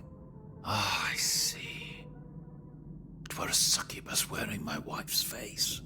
Thank you, Banisher. I need to pack up and go. Zara is asking if I want to know the opposite outcome. Not now. Maybe at the end of the game, but I don't want to accidentally pick up any information that might influence future decisions in terms of like what the elasticity of the plot is going to be. I want to try to talk to John. I want to be clear that as far as I'm concerned, this actually was the more selfish choice. Because, at least in my headcanon, Red and Antea decided to banish Abigail in order to preserve their own relationship rather than because it was to save John. I don't feel like... I was going through this completely ready to banish John if this had gone the traditional way to get his life energy, because after all... quote, he's old, like, you know, how many years does he have left? And then that would have been one step closer to Antea coming back to life. As it was, it just felt very dangerous that this thing just, like, has a way of getting into your heart. And even though the mirror isn't currently physically here, it was, like, still manifesting as Abigail in an entity that was both Abigail and the demon. Please, Banisher, leave me be. Jab is asking how far from the end of the game, and please nobody else give information about this, but I can show you that we are... So, here's where we are... Hold on. So, there's different tabs. So, we're all the way through... I guess we don't have names. This is where we started, and then we did all of this, and then this is where we went to Fort Jericho, and now we're at the first step here. I don't know if there's anything after this and do not currently wish to know, but I believe that the way that this is set up is that we're next going to go to New Eden, because the task that we were given was to help the people in and around New Eden, and that's what we've been doing. So I would say that we did that case. We have maybe a couple more activities to do, 3 at most. Yeah, this one's actually ready to do. And then... we've got 1, 2, 3 here. And then that might be it, but that's a big question mark, so I don't actually know. Now, on that note, yeah, no, that was the quest here. So, for the purpose of people watching in the VOD, I now want to try to solve the painting mystery. So if that holds no interest, then head over to the next episode and we'll see you there. But yeah, now we're going to look at this. I don't think there should be any more story content, but shoot. That's the bedroom. I feel like this might be the reset button. Or it might be the one that we have to do first. If the goal is to straighten all of the paintings and doing this messes up all of the other paintings, then maybe we have to do this one first.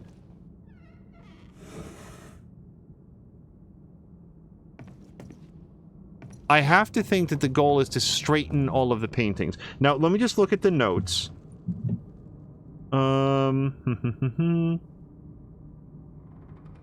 The painting does not tilt any other painting. Okay, well, why don't we go flip that one next? So the dining room's going to be downstairs.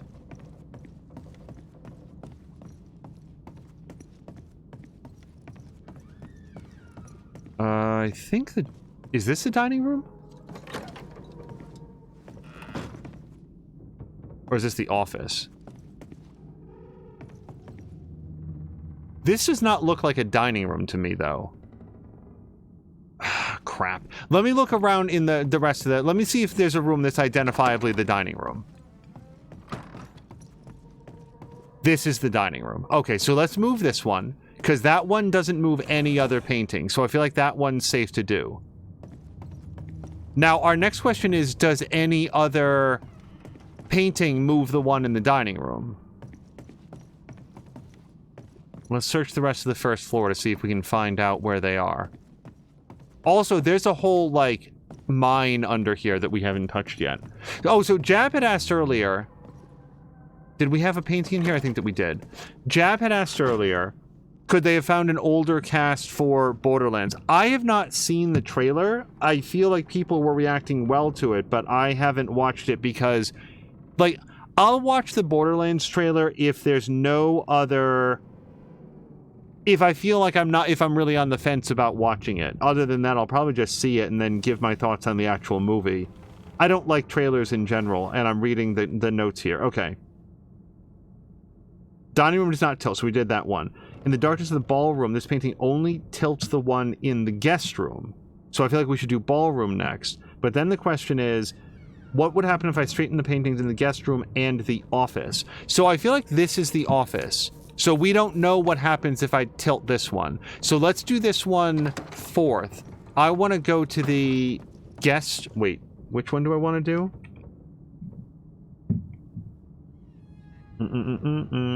Hold on. Straighten the paintings in the guest room and the office. The ballroom... Oh, shoot. Which one's the ballroom, though? I think I actually need to make a list of where they all are. It seems like there's 5 paintings. I'm gonna grab this pen. This is gonna be riveting, by the way, watching me try to work this out. 1 second. So we've got... Shoot. Yeah, because I'm not going to remember these. Dining room.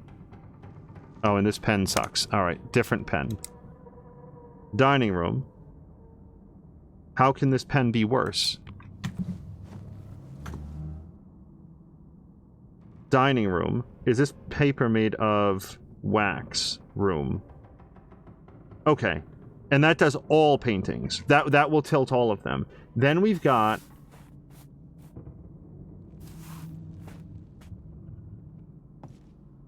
Okay, the ballroom only tilts the one in the guest room.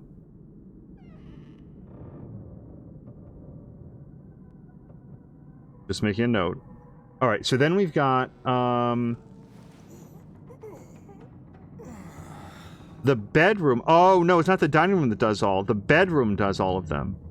Bedroom. All. Dining room is none. It's the opposite of all, actually. And then the ballroom only tells the one in the guest room. So then we've got the guest room, which we don't know yet. And then we've got the office. I may not be able to solve this. Like, I'm not good at these sorts of puzzles, but I feel like this is where we're going to get it started. So... bedroom is still straight. That's good. The guest room is... one of these damn doors.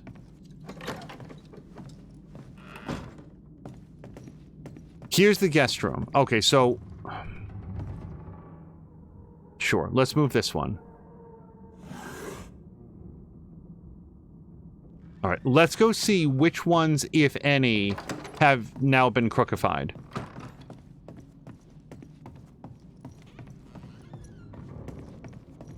Okay, bedroom is fine. Are there any other paintings on the second floor? I feel like this is the office. Alright, I'm gonna straighten the office one now.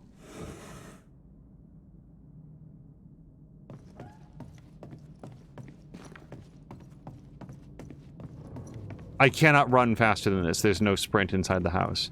Okay, office does not change the bedroom.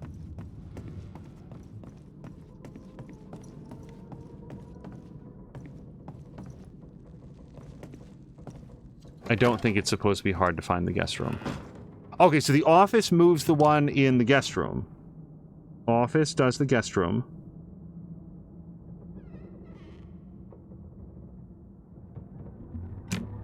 Okay, what happens if we now straighten the one in the guest room again? So we already know that this doesn't affect the one in the bedroom, although I'm going to check it on the way past, because sometimes there can be, like, dependent switches happening. Okay.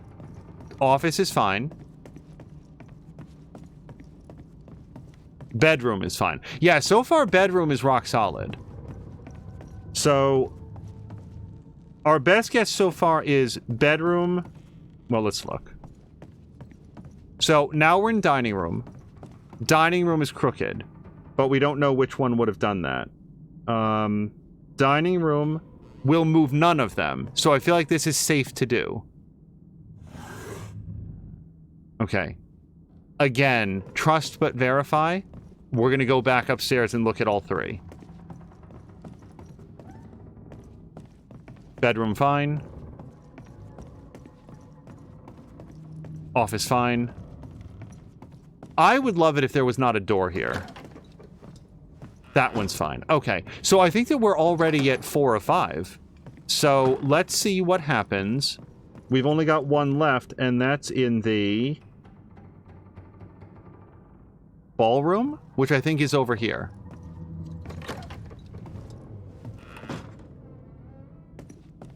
It's also conceivable that opening the door does something, because you can technically jump down, but let's see what happens here. So everyone is straight except for this one. So whatever moves when we do this, then we'll know what the ballroom one does.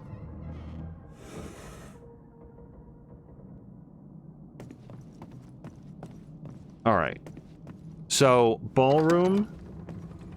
Oh, wait, the ballroom does the one in the guest room, according to our notes.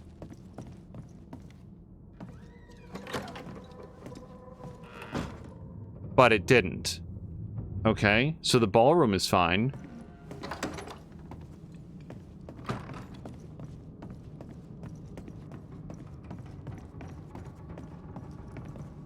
Bedroom is fine. Oh dear. So the office is fine. So, I have a very bad feeling that the goal is not to straighten all of the paintings. Oh, wait. Okay, so dining room. So what did we just do? We just did the ballroom and that moved the one in the dining room. But the dining room we can do safely without affecting any other painting.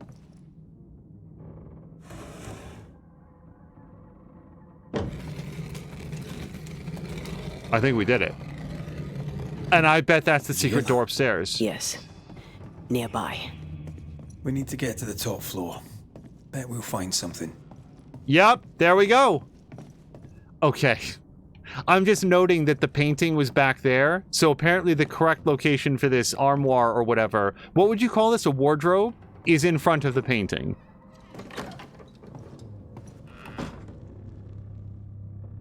And there's an identical wardrobe in here as well.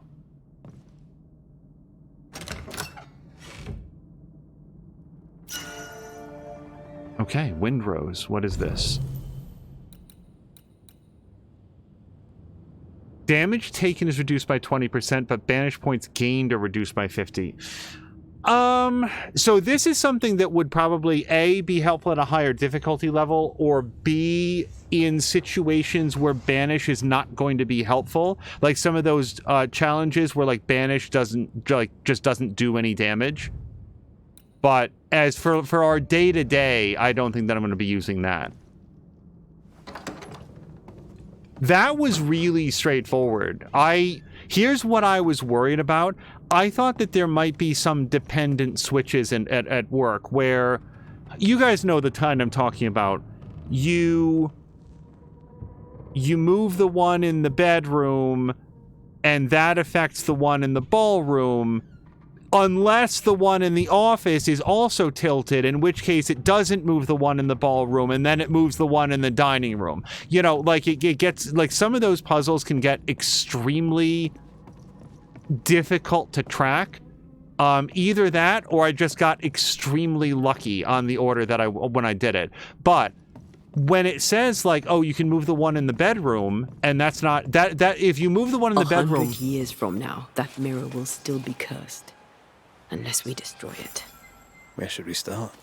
Maybe a witch could help. Oh, we have to go see Seeker pretty soon anyway. Please, Banisher, leave me be. Okay, so we are going to go, like I said, to that took a lot less time than I was thinking. Oh yeah, and we're gonna want to go do that. But let's go here. As I said, not very long ago. That's sort of going to be the end of the story content for this episode, so we're going to go do that. I will say that between now and the next episode, I might take an opportunity to go to some of those golden question marks, and provided that they're just combat challenges, I might just knock those out.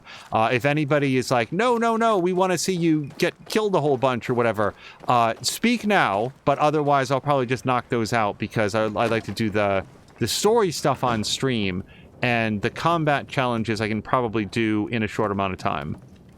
But we're gonna do this. I feel like I don't have any red points. Oh, but we might have a spirit point that we can do. Let's do this first. Got that. We don't have this. We do get to choose one of these. Defeat an enemy with a manifestation restores 7% health. It's okay. Using outburst while the banish gauge is full increases outburst damage by 75%, but consumes all banish points. Well, let's take this one, and now we know that we can switch them back and forth anytime we want, which is, frankly, a hell of a discovery. Like, this is the most free respec system I feel like I've ever seen. Now, hold the hell on. We have both of these, though. Or do we not have either of these? Maybe we don't have either of these. Oh, okay. So I didn't have either of those. There. Now we spent our points. It's been a long day, even though it wasn't at work, and I'm feeling kind of tired. So we're gonna end. Fox says, we love watching your high-quality gameplay regardless of what it is. I really enjoy the combat. I generally will err towards showing everything. Let's go ahead and just save over the newer one there. Yeah. All right, and we're going to return to main menu. I will also say on our way out, because anytime I do well at a puzzle, I become self-conscious. I will just note again that if I was not able to solve it, I would have looked it up live on stream and felt no shame about it. So that was just following the clues. And I'll say this, taking the picture of the notes with the cell phone, it was that or like write it down, then go back into the inventory to make sure that I'd read it correctly. And it just, I've learned a while ago, if I need to reference something fast, cell phone photo, what a miracle. Now, let's go find somebody fun to raid. This was a lot of fun. Jab, I don't know. I don't really want to watch the Borderlands trailer. I want to talk to people about it if it's going to be a topic, but I usually don't watch trailers. I'm going to watch the movie or not, and like if here's what I'll say about Borderlands. If the Borderlands movie comes out and everybody's like, this is hot garbage and nobody should watch it, I'm still gonna want to kind of see it on my own to decide from there, and then maybe I'd watch the trailer afterwards. So I'd like to talk about Borderlands, but maybe after it comes out. And when is it even due? Anyway, this was a lot of fun. I really enjoy these stories. This actually added another layer to sort of the mythology of Banishers, because we've heard of demonologists and demons before, but this is the first one that we actually had a chat with. If I were to predict, the next episode will probably feature very heavily around the activities to do the epilogue chapters for the few that are out there. And if I don't do the question mark fights between here and then, maybe some of that. Probably a little bit of exploration. And then depending on how fast that goes, then we'll proceed next with the main story. And this is a guess, but just based on how that plot map is laid out, I kind of feel like it's going to be a pretty straight shot towards the end from there. But I don't know. Anyway, let's call it here. Thank you guys so much for joining us for this episode of Banishers, and we'll see you again for the next one.